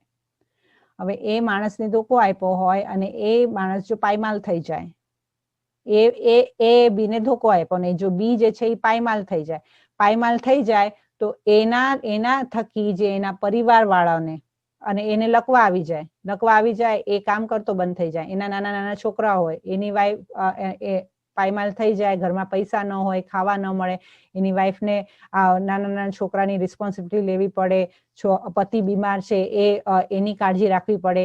એ બધું કરતા કરતા ઈ આત્માઓની બધાની જેટલી બદુઆ લાગે એ એને લાગે ને. હવે ઈ તો શરીર છોડીને જતો રહેશે, તો બીજા શરીરમાં જશે, તો ફક્ત મેં તો એને એક જ વ્યક્તિને ધોકો આપ્યો, પણ ઈ એક વ્યક્તિને ધોકો આપીને કેટલા લોકોના જીવનમાં એની નેગેટિવ ઇફેક્ટ થઈ, એની બધી ઇન્ટેન્સિટી જે છે એ આત્માને ભોગવવી પડે, અને એ આપણને ખબર નથી. રાઈટ? એક વ્યક્તિ, મેં તો ઓલીને માર્યું, તમે એને માર્યું, પછી એની માનસિક સ્થિતિથી એણે કેટલા લોકોને માર્યું, કેટલા શબ્દોથી માર્યું, કેટલા લોકોને એની ઇફેક્ટ થઈ, કેટલા વખત સુધી થઈ. ઘણા વ્યક્તિ જે છે ને પોતાની, એક્ઝામ્પલ છે કે કોઈ ડ્રિંક કરતું હોય ને છોકરા એને મારતું હોય, એક્ઝામ્પલ વાઈફને મારતું હોય ને કોઈ ડ્રિંક કરતું હોય, રાઈટ? એને હવે જો વાઈફને મારતું હોય, છોકરાઓનું ધ્યાન ન રાખતું હોય, આજે એના લીધે એના છોકરાની જે માનસિક, શારીરિક, નાણાકીય નુકસાન થાય, અને એના પછી એના રિપરકેશન એના ફ્રેન્ડ્સમાં થાય, એના ફર્ધર ફેમિલીમાં થાય, એના બધી જ નેગેટિવ એનર્જી ઈ આત્માને મળે. જેમ જ કે મેં તો શું કર્યું, મેં તો ડ્રિંક કર્યું, મારી વાઈફને માર્યું, બસ ધેટ્સ ઇટ. તો સાદું જ કર્મ છે, પણ એના રિપરકેશન કેટલા છે, એટલે કઈ ઇન્ટેન્સિટીથી કર્મ કર્યું. અને ઘણા લોકોને શું છે કે કર્મ જે છે ને ત્યાંને ત્યાં ન મળે, કર્મનું ફળ જે છે ને ત્યાંનું ત્યાં ન મળે, પણ ઘણા વખત પછી મળે. જેવી રીતે કે આપણે મરચાના બી વાવીએ કે ટામેટાના બી વાવીએ તો 2-3 મહિનામાં આવી જાય, રાઈટ? પછી આપણે એપલના બી વાવીએ તો 2-4 વર્ષમાં આવી જાય, પણ નારિયેળનું બી વાવીએ તો આપણને 10 વર્ષે આવે, અને આંબાના બી વાવીએ તો 25-30 વર્ષે આવે, પણ આવે તો ખરા જ ને. એટલે દરેક કર્મનું ફળ તો મળે, પણ આજે ને આજે મળે, હમણાં ને હમણાં મળે, ક્વેશ્ચન માર્ક. આપણે શું છે, આપણને અત્યારના એવું છે કે મેં આટલું કર્યું તો મારી કદર કરવી જોઈએ, મારું નામ કરવું જોઈએ, હે ને, મને એપ્રિશિએટ કરવું જોઈએ, બરાબર? મેં અત્યારના કર્યું તો મને અત્યારના મળવું જોઈએ, બરાબર? પણ કાચા ફળ ખાઓ તમે, આંબો શું કહેવાય, કોઈ બી ફળ હોય હજુ તો કાચું હોય અને કાચું મોઢામાં નાખો તો કેવું લાગે? તુરું લાગે, કડવું લાગે, રાઈટ? તો કાચા ફળ ખાવાનો આનંદ મળે નહીં. એટલે કર્મને પાકવા દો. દરેક બીજની માંથી જે ફળ નીકળે છે એને પાકવાની સિઝન હોય છે, તો એને આપણે પાકવા દેવાનું. એટલે જ આપણા ગીતામાં લખેલું છે, કર્મ કરતા જાઓ અને ફળની આશા ન રાખો. ફળની આશા ન રાખો કેમ કહેવામાં આવે છે ખબર છે? કારણ કે ફળ તો 100% મળે જ છે. ફક્ત ફળની રાહ જોતા જોતા આપણે સારા કર્મ કરવાનું ન ભૂલી જઈએ એટલા માટે. સમજાયું? તો જેવું બીજ એવું ફળ. હવે સારી ક્વોલિટીનું બીજ હોય તો સારું ફળ આવે. પછી બીજ તો સારું નાખ્યું હોય પણ એનું ધ્યાન ન રાખીએ, એને સસ્ટેન ના કરીએ તો બીજમાંથી ઝાડ ન આવે, એમાંથી બીજા ફળ ન ઉગે, રાઈટ? અને આ જ બીજનું એક્ઝામ્પલ તમે લો. એક બીજ, એક કર્મ, એમાંથી કેટલા ફળ નીકળે? નીકળે ને? એવી જ રીતે એક જ નેગેટિવ એનર્જી માઇન્ડમાં ક્રિએટ કરીએ અને લોકો જે કમ્પ્લેન કરે છે ને કે મારું તો ધ્યાન નથી લાગતું, મારું તો ધ્યાન નથી લાગતું. કેમ? મારું બીજ શું છે?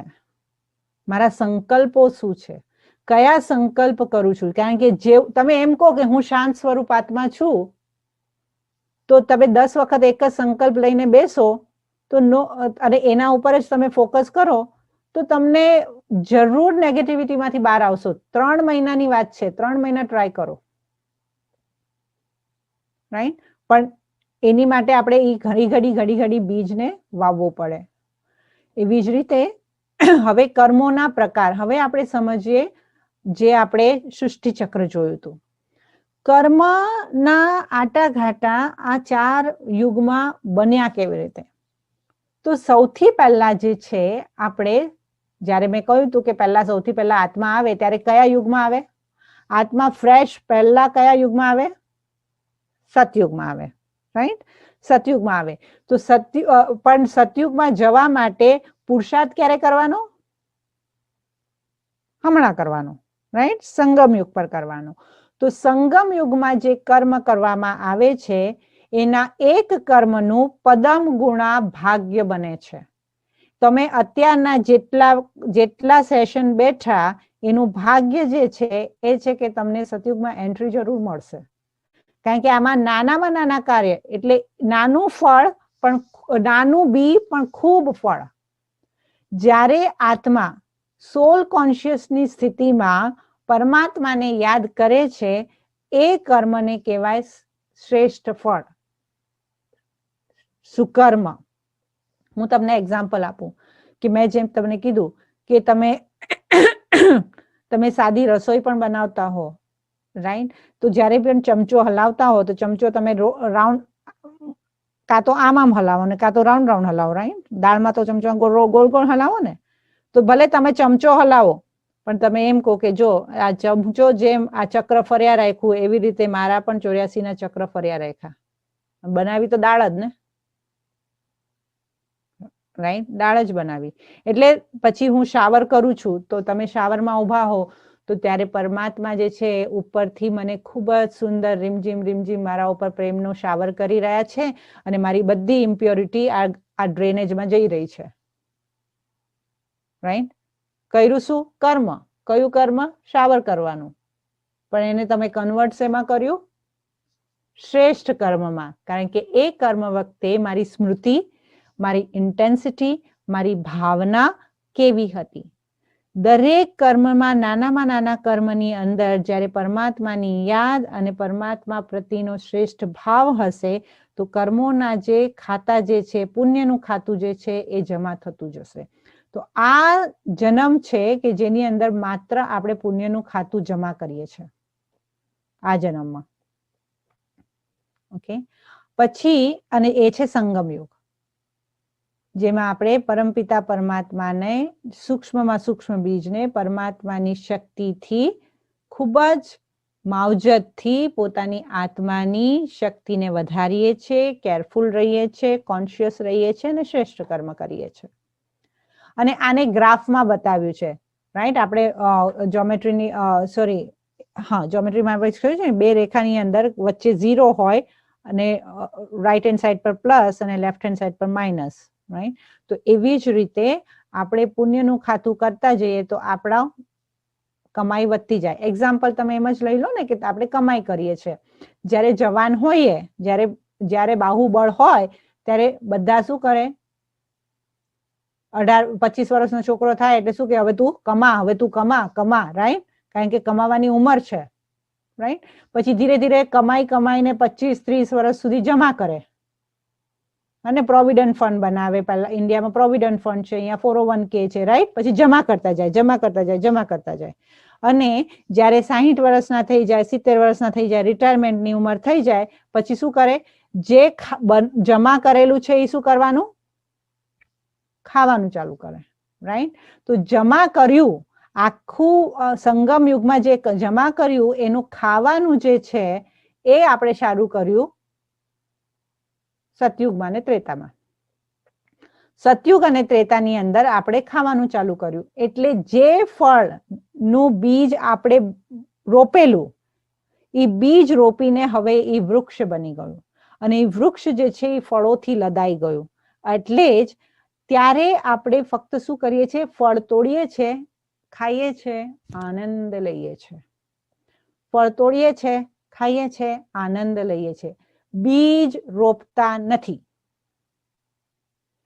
બીજ રોપેલું સંગમ યુગ પર, સતયુગ ત્રેતા પર તોડવાનું, ખાવાનું, આનંદ લેવાનું, રાઈટ?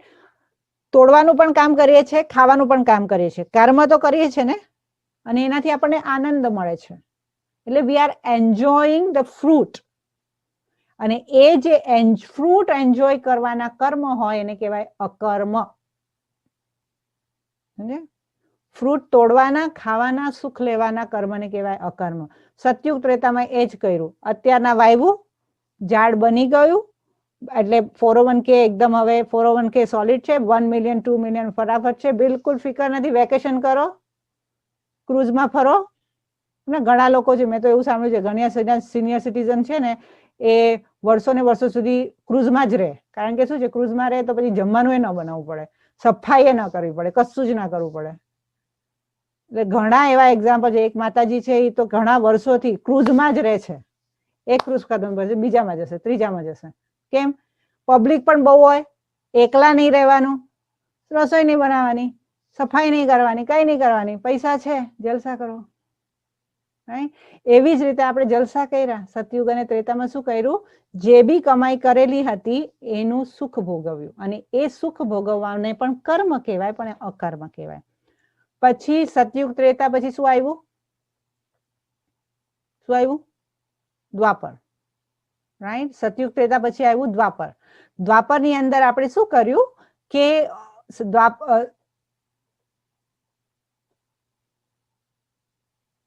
દ્વાપર આવ્યું એટલે ધીરે ધીરે પુણ્યનું ખાતું ઓછું થવા લાગ્યું. કેમ? કારણ કે આત્માની અંદર વિકાર આવવા લાગ્યા અને સાથે સાથે આત્માનું પુણ્યનું ખાતું ઓછું થવા લાગ્યું અને પાપનું ખાતું વધવા લાગ્યું. પાપનું ખાતું એટલા માટે વધવા લાગ્યું કે કારણ કે આત્મામાં જે વિકાર આવવા લાગ્યા અને વિકારના વશ થઈને જે એનર્જી યુઝ થવા લાગી એ આત્માની ખૂબ જ ફાસ્ટ ગતિમાં થવા લાગી હતી. એટલે જ્યારે પછી હવે ફળ તો વાવ્યા નથી, હવે ફળ જે ફ્રૂટ હતું એની અંદર જેટલું કમાયેલું હતું બધું જ ખાઈ લીધું, હવે કઈ બાકી રહ્યું નહીં. હવે જ્યારે 401k જેનું ખલાસ થઈ જાય અને આપણે પાછા 80 વર્ષના થઈ જઈએ, હવે અત્યારના તો સોશિયલ સિક્યોરિટી છે, પણ ઇન્ડિયામાં તો ખબર છે ને લોકોને કેટલી તકલીફ થઈ જાય. 401k ને જો આપણે ખલાસ કરી નાખ્યું હોય તો પછી શું કરવું પડે? પૈસા બચત રહે નહીં તો વાપરે, જે જમા કરેલું બધું વપરાઈ જાય, પછી શું કરવું પડે? કમાવવું પડે. જમા થયેલું ખલાસ થઈ જાય તો કમાવવું પડે, તો પછી કમાવા માટે મહેનત કરવી પડે. રાઈટ? એટલે પછી દ્વાપર યુગની અંદર કમાવાનું ચાલુ કર્યું. હવે કમાવાનું ચાલુ કર્યું એટલે કમાવા માટે પછી કોમ્પિટિશન હતી, કમ્પેરિઝન હતી, ક્રિટિસિઝમ હતી, રાઈટ, બોડી કોન્શિયસનેસ હતી. એટલે આ વિકાર આવવાના ચાલુ થયા. પણ વિકાર આવ્યા ને તો સાથે સાથે પુણ્યકર્મ પણ કર્યું. બ્રાહ્મણોને જમાડ્યું, પછી હોસ્પિટલ બંધાવ્યા, મંદિરો બંધાવ્યા, ઘરો બંધાવ્યા, ધર્મશાળા બંધાવી, દાન પુણ્ય કર્યું, આ બધું પણ કર્યું. એટલે દ્વાપરમાં પુણ્ય પણ કરતા હતા અને પાપ પણ થોડા થોડા વધતા ગયા હતા, પણ ફૂલ ફોર્સમાં નહોતા વધતા ગયા. પણ જ્યારે કલયુગ આવ્યો, કલયુગમાં શું થયું કે જે પુણ્ય કર્મ કરતા હતા ને એ પુણ્ય કર્મની અંદર પણ વિકાર આવવાના ચાલુ થયા.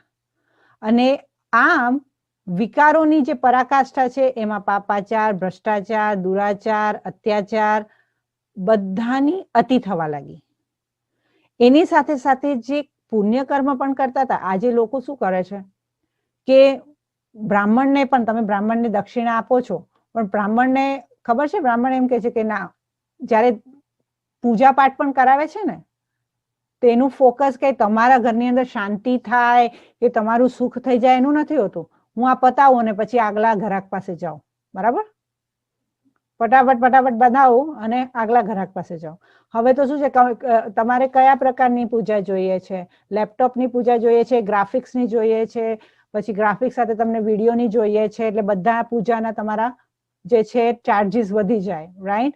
એટલે પછી હોસ્પિટલમાં જાઓ. મારા પપ્પાનું મને ખબર છે, બાયપાસ હતું, હિન્દુજા હોસ્પિટલમાં હતા. એમને મારા પપ્પાને કોમ્પ્લિકેશન હતા, તો હિન્દુજા હોસ્પિટલમાં ગયા હતા. તો એમનો નંબર આગળ આવે એટલે અમારે ડોક્ટરને અંડર ધ ટેબલ પૈસા આપવા પડ્યા. ડોક્ટરનું પ્રોફેશન શું છે? લોકોની જાન બચાવવાનું, રાઈટ. તો એ નોબલ પ્રોફેશનની અંદર પણ કરપ્શન જ છે. એટલે કરપ્શન હવે ક્યાં નથી? મંદિરમાં છે કે હોસ્પિટલમાં છે, સ્કૂલ્સમાં છે, ક્યાં નથી, રાઈટ. એટલે પાપાચાર, દુરાચારની જે અતિ છે, એટલે કોઈ પણ પ્રકારના કર્મ જે છે એ 100% પ્યોર રહ્યા જ નથી, રાઈટ. અને જ્યારે દ્વાપર અને કળિયુગ ચાલુ થયો ને ત્યારે એક પ્રકારના કર્મ બીજા ચાલુ થયા, એ થયા ભાગીદારીના કર્મ. અને ભાગીદારીના કર્મ જે છે ઇટ્સ અ મોસ્ટ ડેન્જરસ કર્મ. ભાગીદારીના કર્મ એટલે શું? એક્ઝામ્પલ હું કહું તમને કે કોઈ કે નોનવેજ ખાવામાં શું વાંધો છે? નોનવેજ તો બધા ખાય છે. મને ખ્યાલ છે ત્યાં સુધી ઇન્ડિયામાં બિલકુલ ઘરની અંદર એકદમ સંસ્કૃતિ, સભ્ય ઘરમાંથી આવેલા, પછી અમેરિકા આવે, લોકોની સોસાયટીમાં સોશિયલ એક્સેપ્ટન્સ માટે પોતાના વેલ્યુઝને કોમ્પ્રોમાઇઝ કરીને નોનવેજ ખાય છે, ડ્રિંક્સ કરે છે. મારે કેમ ડ્રિંક કરવું પડે? નહીં તો લોકો મને બિઝનેસ નહીં આપે, રાઈટ. નોનવેજ કેમ નહીં ખાવું પડે? કારણ કે મારે સોશિયલ પ્રેશર છે. એટલે સોશિયલ પ્રેશરની અંદર પોતાની જાતને કોમ્પ્રોમાઇઝ કરી. હવે આટલી લેવલ સુધી પોતાની જાતને કોમ્પ્રોમાઇઝ કરવા માટે આત્માની શક્તિ તો ઝીરો હોય. હવે તમને ખબર પડે છે કે કલયુગમાં આત્મા કેમ કોમ્પ્રોમાઇઝ જલ્દી કરે. આજે લોકોને ખરીદવા બહુ સસ્તા, બધાને ખબર છે. આ શબ્દ કેટલા લોકો બોલે છે, પૈસા આપો, શું નથી મળતું દુનિયામાં? પૈસા આપો, પૈસા જોઈએ, એના ભલભલાને ખરીદી લેવાય, રાઈટ. એટલે તો ભાગીદારીના કર્મો એટલે શું? એક્ઝામ્પલ છે કે હવે જે કસાઈ છે, રાઈટ, એ કસાઈએ કોઈ એનિમલને કાપ્યું, રાઈટ. કસાઈએ એક હરણને કાપ્યું. એ હરણને કાપી અને એક રેસ્ટોરન્ટમાં એને સપ્લાય કર્યું. એ રેસ્ટોરન્ટમાં ઓર્ડર આવ્યો કે એક લગ્ન હતા તો આખા હરણની જરૂર હતી, તો આખા હરણનું માંસ જે છે એ રેસ્ટોરન્ટ વાળાએ જે છે બધું પેકિંગ કર્યું, બનાવ્યું, પેકિંગ કર્યું, એના વાસણ ધોયા, આ બધું કરી સરસ કિચન કરી અને એ રેસ્ટોરન્ટ વાળાએ પાર્ટીમાં સપ્લાય કર્યું. પાર્ટીમાં કેટલા બધા 1000 લોકો આવ્યા હતા. દરેક લોકોએ એ હરણનું માંસ ખાધું, રાઈટ. અને બધાએ એન્જોય કર્યું. અને પછી આ એક્શન થઈ ગઈ, ઓકે. એટલે ઓલા લોકો શું કહે છે? હરણ કાપ્યું એટલે કસાઈનો વાંક. કસાઈનો વાંક, કારણ કે હરણ કાપ્યું. પણ કાપવા વાળો, લઈ જવા વાળો, ટ્રાન્સપોર્ટ વાળો, બનાવવા વાળો, પીરસવા વાળો, વાસણ ઘસવા વાળો, ખાવા વાળો, દરેકનો ઇક્વલ શેર પાપ છે એક હરણને મારવામાં. તમે એ સાંભળ્યું છે કે લોકો અમરનાથની યાત્રામાં જતા હતા ને બસ ઊંધી વળી ગઈ, ખાઈમાં જ પડી ગઈ? એ સાંભળ્યું છે આખું ને આખું પ્લેન જે છે એ ડિસઅપિયર થઈ ગયું, આખું ને આખું પ્લેન ક્રેશ થઈ ગયું, 500 માણસ સાથે મરી ગયા. રાઈટ? એક કર્મ કરવા માટે, એક વિકર્મ કરવા માટે જેટલા હાથ, જેટલા સંકલ્પ, જેટલા મન લાગ્યા એ બધાના વિકર્મના ખાતા જ્યારે એક સાથે બોલે ત્યારે આવા રિપરકશન આવે. એવી જ રીતે એક વાત હતી કે એક પહાડી ઉપર મંદિર હતું, તો ત્યાં લોકો જતા હતા. તો સાંજનો જ ટાઈમ હતો, તો ઈ બસ નીકળી અને બસની અંદર 2-4 જણા જે છે ઉપર ચડતા ગયા ઉતરતા ગયા, ચડતા ગયા ઉતરતા ગયા બસની અંદર, અને એકબીજા સાથે સારા સંબંધ થતા ગયા. એક ભાઈને હતું કે ઓકે મને યાદ આવ્યું, મારે તો આ ઇમ્પોર્ટન્ટ કામ છે, ફોન આવ્યો, ઈ ઉતરી ગયા અને પાછી બીજી બસ લઈને પાછા ઘરે જતા રહ્યા. આગળ વધતી ગઈ બસ, વધતી ગઈ. પછી આગળ વધતા વધતા ઓલો જે ડ્રાઈવર હતો એ બાજુના ઓલા જેની સાથે જે વ્યક્તિ હતો એની સાથે વાત કરતો હતો, એનું ધ્યાન નહીં ગયું, હરણ આવ્યું અને હરણ જે છે પસાર થયું, એનું કોન્સન્ટ્રેશન ગયું, આખી જે બસ છે એ ખાડીમાં. અને લોકોએ કોને દોષ આપ્યો? ડ્રાઈવરનો પ્રોબ્લેમ. ઈ ડ્રાઈવર કોણ હતો? ઈ કસાઈ હતો. જાનવર કોણ હતું? જેને કાપીને ખાધું હતું. It's all about your energy. Nothing happens unfair. Whatever is happening with me, there is a reason. મારી સાથે જે થાય છે એની પાછળ કંઈક રહસ્ય છે, એની પાછળ રીઝન છે. હું વ્યક્તિઓને કે પરિસ્થિતિને બ્લેમ આપવા કરતા એને જેટલું એક્સેપ્ટ કરતા શીખી જઈશ એટલી મારી નેગેટિવ એનર્જી બંધ થઈ જશે. એક્ઝામ્પલ છે કે ઘરમાં કંકાસ થાય તો ઘણા લોકો ઓલો નથી સુધરતો તો હું કેમ સુધરું, ઓલો નથી સુધરતો તો હું કેમ સુધરું, ઓલો આવું કરો છે તો હું કેમ ન કરું, એને આવું કર્યું તો મારે શા માટે કરવાનું. એટલે આ ચાલ્યા જ રાખે. ઓકે, કે આણે આવું કર્યું તું, 10 વર્ષ પહેલા કર્યું તું, 15 વર્ષ કર્યું તું, હવે તો એનો બદલો લેવા માટે તો હું 50 વર્ષથી એને લઈને બેઠો છું. રાઈટ? મેં શું કર્યું? 50 વર્ષ સુધી નેગેટિવ એનર્જી મોકલાવી. કર્મ આપણે એમ સમજીએ છીએ કર્મ ફક્ત હાથેથી જ થાય છે કે મોઢાથી થાય છે. ના, કર્મ મનથી થાય છે. સૌથી પહેલા કર્મનું જે મૂળ સ્થાન છે સંકલ્પ. તમે કોઈ બી આત્મા પ્રત્યે જો નેગેટિવ વિચાર કરો બી છો એ પણ કર્મના ખાતામાં જાય છે અને એનું જ ફળ જે છે એ લોકોને ડિપ્રેશન થાય છે. ડિપ્રેશનનું સૌથી મોટું કારણ એ જ છે પોતાના પ્રતિ અને બીજાના પ્રતિ નેગેટિવ વિચારવું. That's the only reason of depression. એટલે જે મનના કર્મ કરીએ છીએ એ મનના કર્મનું ફળ જે છે એ ડિપ્રેશન, એ મનનું દુઃખ. મનથી કરેલા દુઃખના કર્મોથી મનનું દુઃખ, શરીરથી કરેલા દુઃખના કર્મોથી શરીરનું દુઃખ, ધનથી કરવામાં આવેલા વ્યર્થ કર્મોથી ધનનું દુઃખ, સમયને વેડફવાથી આપણને જ્યારે સમય આવે ત્યારે સમય આપણને મદદ ન કરે એને કહેવાય સમયનું દુઃખ. ટાઈમ ન રહે. કેમ? જ્યારે કે ટાઈમ હતો ત્યારે વેસ્ટ કર્યો. અને સંબંધ જે છે એની અંદર જો આપણે પોતે સુમેળ રાખવા માટે પ્રયાસ નહીં કર્યા તો પછી એના કર્મોનું છે એ છે જનનું દુઃખ. એટલે તન, મન, ધન, જન અને સંબંધ સંપર્ક અને સમયનું દુઃખ. આ બધા દુઃખો જે છે એ આપણે કળિયુગની અંદર જાણતા અજાણતા ભાગીદારીના કર્મોમાં બહુ જ કર્યા. રાઈટ? આપણને એટલે જ્યારે કર્મોની સૂક્ષ્મતામાં જઈએ ને તો જ્યારે આપણે કમાતા નથી, રાઈટ? અમારા યજ્ઞમાં તો અમને બહુ જ સરસ રીતે શીખવાડ્યું છે કે અમને લોકોને જ્યારે કોઈ ડોનેશન આપે, રાઈટ? કારણ કે અમારી સંસ્થાને તો પૈસા અમે તો ચાર્જીસ કરતા નથી, જે ડોનેશન આવે એના ઉપર સંસ્થા ચાલે, રાઈટ? અને અમે માંગતા પણ નથી. કે અમે કંઈ ચાર્જીસ પણ નથી રાખતા. તો જે બી ડોનેશન આવે તો અમારા દાદી અને દીદી એમ કહેતા કે કોથમીર જે છે ને, અમે લોકો મને પહેલેથી રગમાં છે, કોથમીરના ફક્ત પાછળના જે મૂળ હોય ને એટલા જ મારા કચરામાં જાય, બાકી બધું વપરાય, બધું જ વપરાય.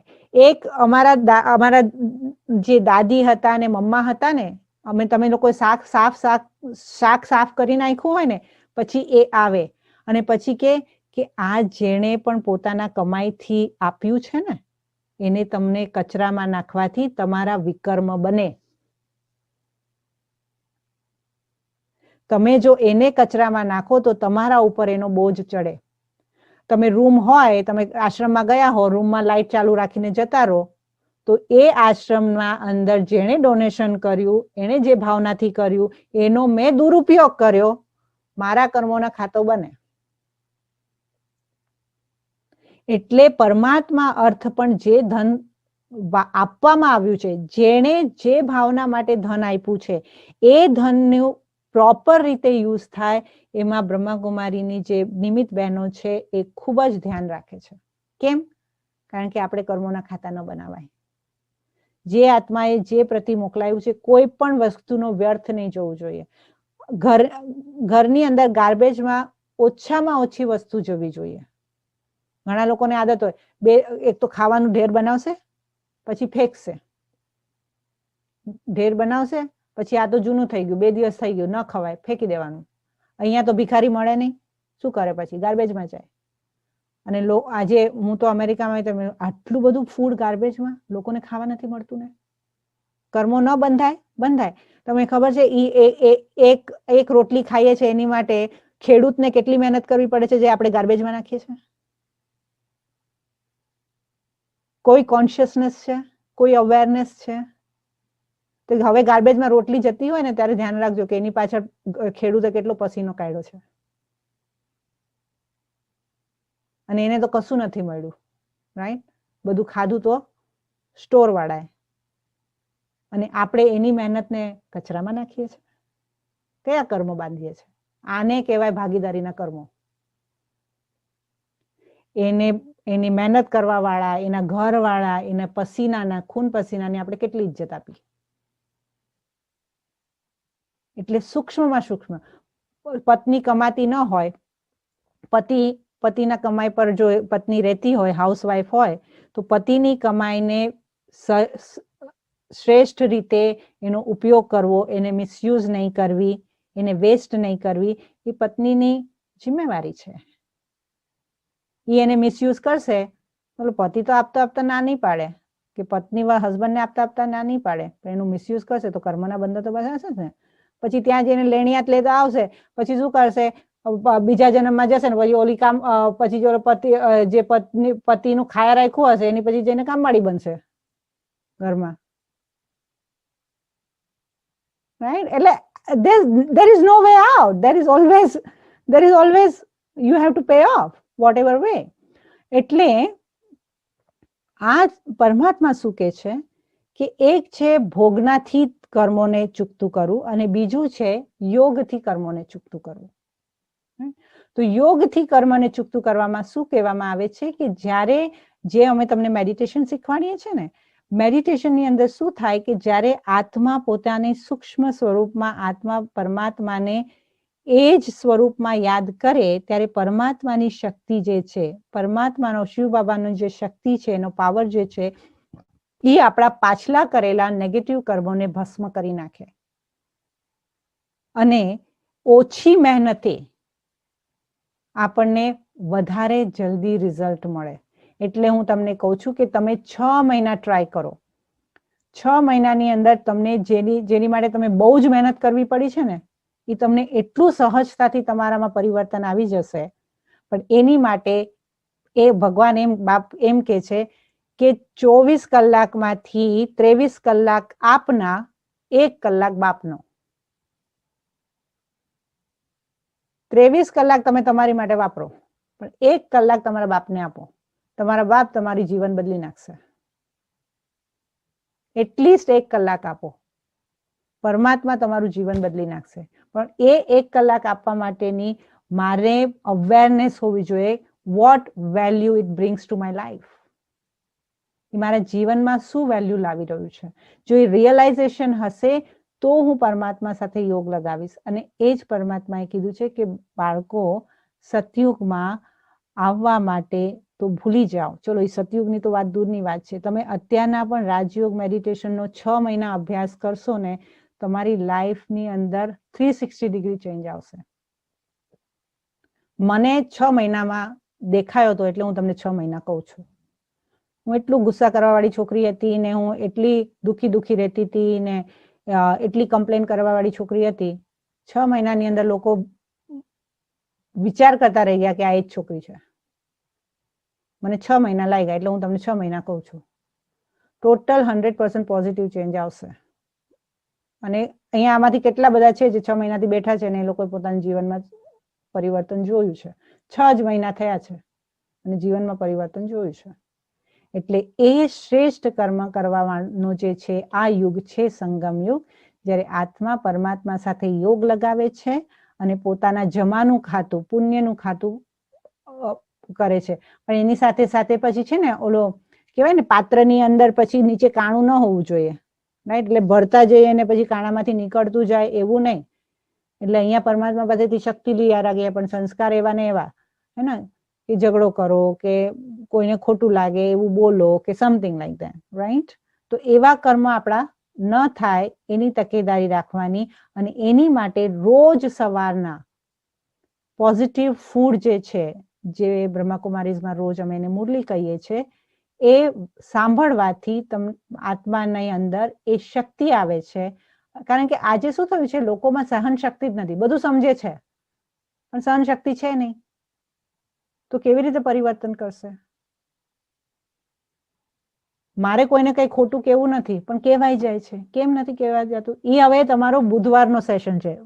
બધા લીડરશિપ સ્કિલ, લાઈફ સ્કિલ, જીવન જીવવાની કળાના બધા સ્કિલ તમારા બુધવારનો સેશન છે. અને એની અંદર આપણને શ્રેષ્ઠ કર્મ કરવાનું બળ અને શક્તિ કેવી રીતે પરમાત્મા આપે છે એના ઉપર છે. તો હવે આપણે શોર્ટમાં જોઈ લઈએ કે સતયુગમાં આપણે સુકર્મ કર્યા, સંગમ યુગ પર આપણે સુકર્મ કર્યા, સતયુગ ત્રેતામાં અકર્મ હતા, વિકર્મ અને દાન પુણ્ય થયા દ્વાપરમાં, અને કલયુગમાં ફક્ત વિકર્મો કર્યા. એકો એકમાં વિકર્મ છે, એકો એક અડલ્ટ્રેટેડ છે. દરેકની અંદર જે છે એ અડલ્ટ્રેશન આવી ગયું છે. વિકર્મોના ખાતાને છૂટું કરવા માટે રસોઈ બનાવતી વખતે, સુવા જતા સમયે, વાતચીત કરતી વખતે, કામ કરતી વખતે હું આત્મા છું અને હું પરમપિતા પરમાત્માની સંતાન છું અને મારો આ આત્મા સાથે ભાઈનો સંબંધ છે અને મારે મારા એની સાથે પાછલા કરેલા 63 જન્મના હિસાબ કિતાબને ચૂકતું કરવા છે અને મારે મારું જીવન શ્રેષ્ઠ બનાવવું છે. એ જ લક્ષ્ય સાથે મારે મારું જીવન જીવવું છે. કર્મની અંદર તો એક્સપાન્શન બહુ જ છે, પણ આટલું તમારા માટે જાણવું જરૂરી હતું. અને આ કર્મ શ્રેષ્ઠ કર્મ કરવા માટેની તાકાત કેવી રીતે લેવાની એ જે છે એ તમારો બુધવારનું સેશન છે. Okay, any question?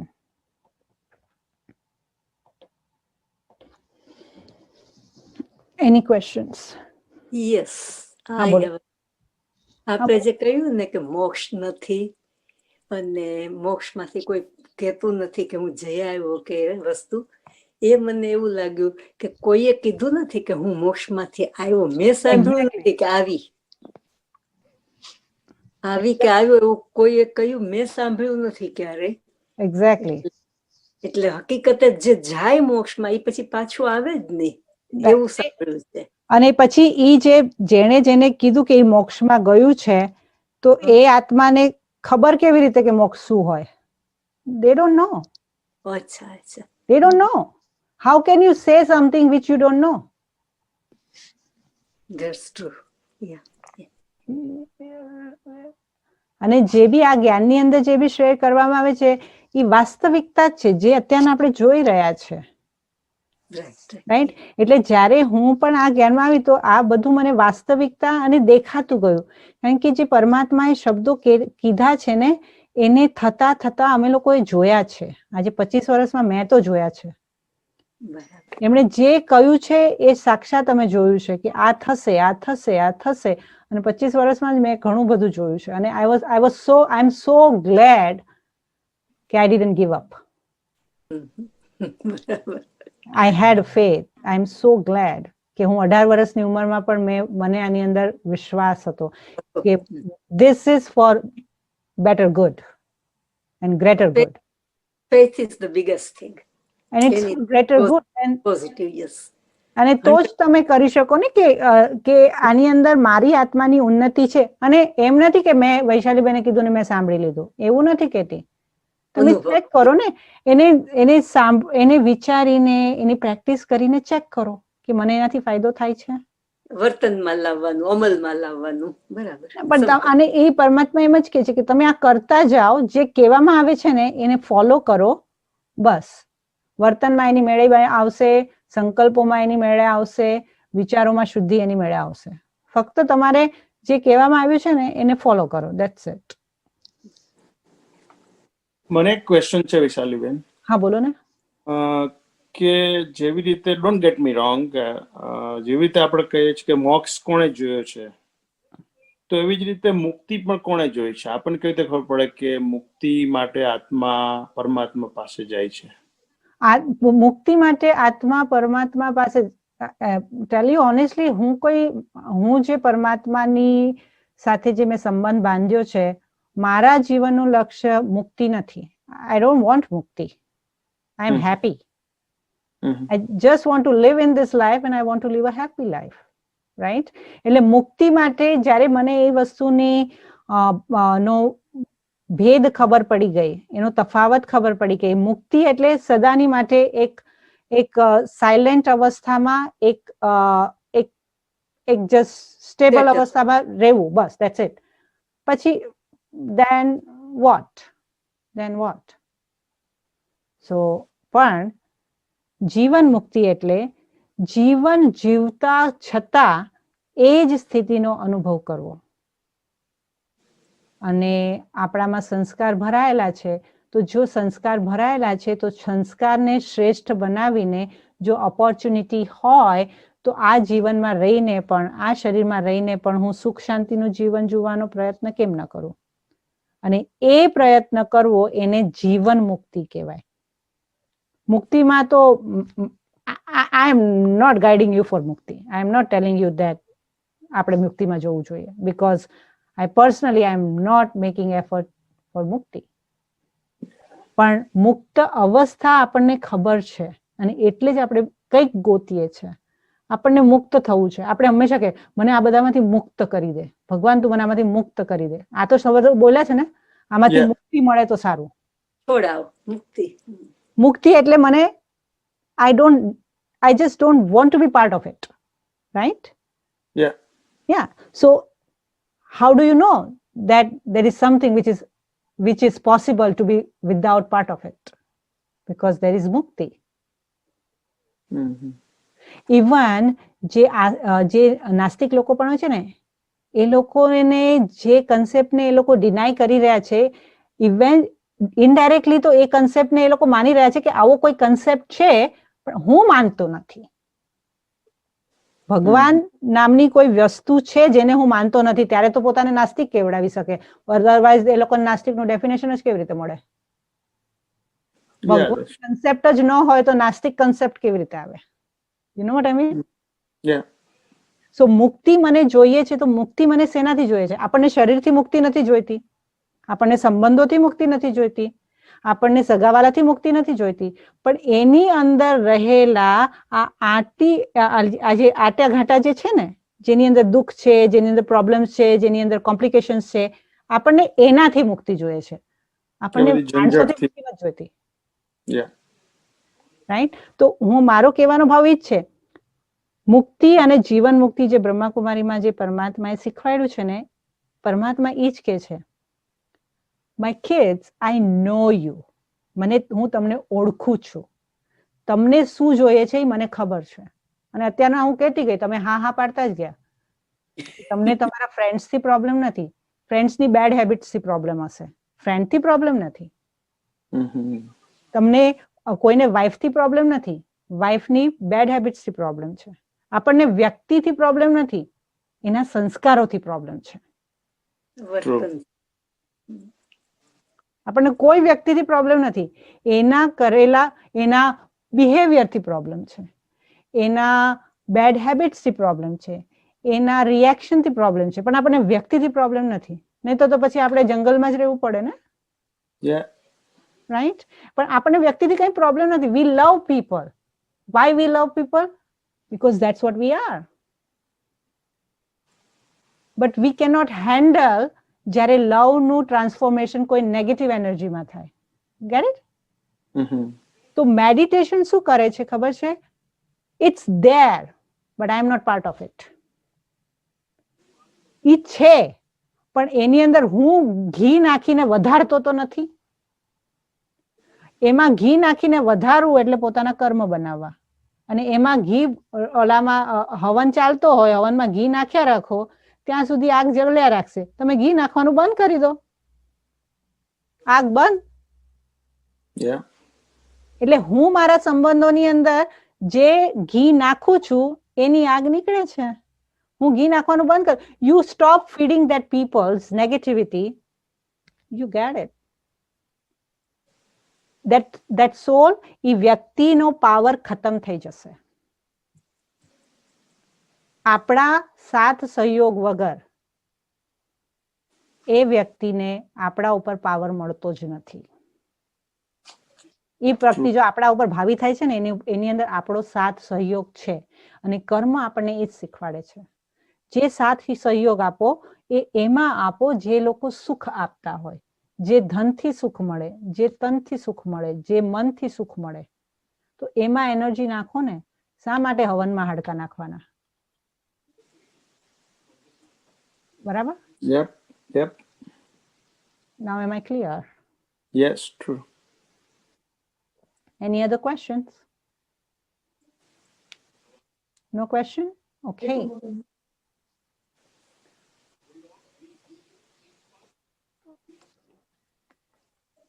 તો આપણે સાયલેન્સમાં જશું.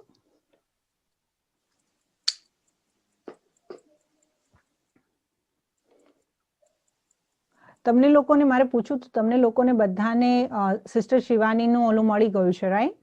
પ્રોગ્રામ છે સિસ્ટર શિવાનીનું, બધા એકો એક ગ્રુપમાં મેં નાખ્યું છે. સેટરડેના જે સિસ્કો વાળાનો પ્રોગ્રામ છે, રાઈટ? તમે લોકો જો ગ્રુપમાં હશો ને, કોઈ પણ ગ્રુપમાં, યુ વિલ ગેટ સિસ્ટર શિવાનીનો program. Oh, okay. I haven't checked. Okay.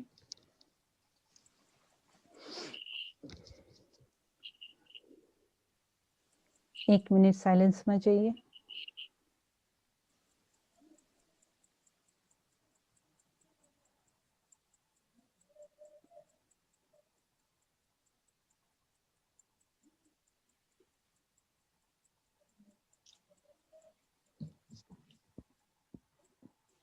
હું પરમાત્માની ખૂબ જ આભારી છું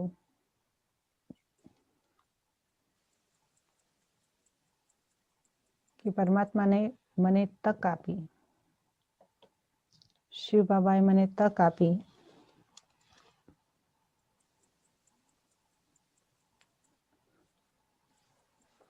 કે હું મારા કર્મોને સુધારું.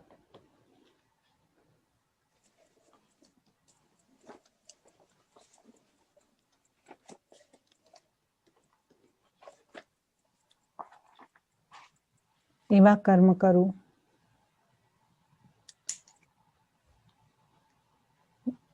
જેનો ક્યારે મારે પસ્તાવો ન કરવો પડે.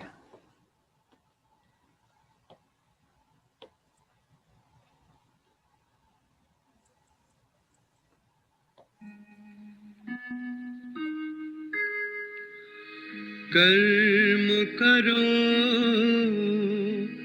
ऐसे भाई तुम, पड़े न फिर पछताना,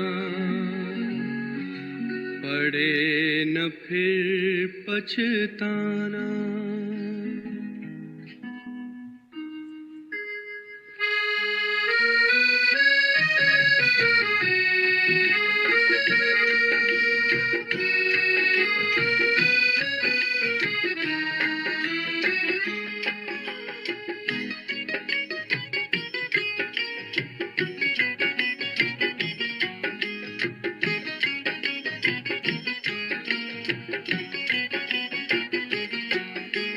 कर्म करो ऐसे भाई तुम पड़े न फिर पछताना, पड़े न फिर पछताना।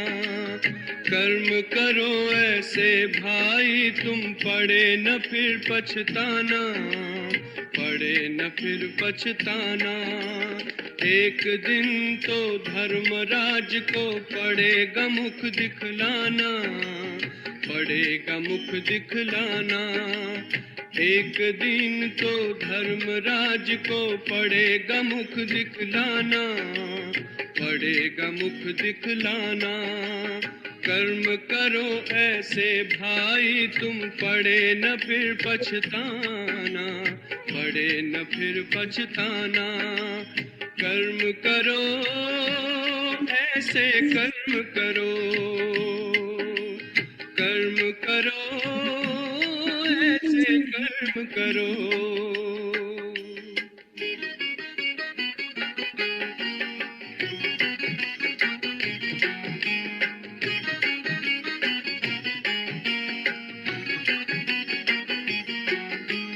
मन में औरों के लिए तुम शुभ संकल्प चलाओ, निंदा करता है जो तुम्हारी अपना उसे बनाओ। आंखों से कभी बुरा न देखो, पड़े जो आंख झुकाना, पड़े जो आंख झुकाना। आंखों से कभी बुरा न देखो, पड़े जो आंख झुकाना, पड़े जो आंख झुकाना। कर्म करो ऐसे भाई तुम पड़े न फिर पछताना, पड़े न फिर पछताना। कर्म करो भाई कर्म करो, कर्म करो भाई कर्म करो।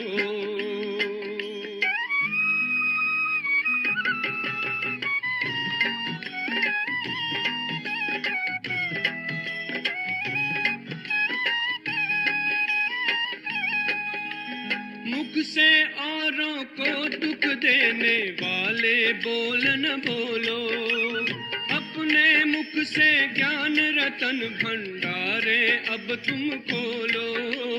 कानों से कभी सुनो न ऐसा, पड़े जो कान कटाना, पड़े जो कान कटाना। कानों से कभी सुनो न ऐसा, पड़े जो कान कटाना, पड़े जो कान कटाना। कर्म करो ऐसे भाई तुम पड़े न फिर पछताना, पड़े न फिर पछताना। कर्म करो ऐसे कर्म करो, कर्म करो ऐसे कर्म करो।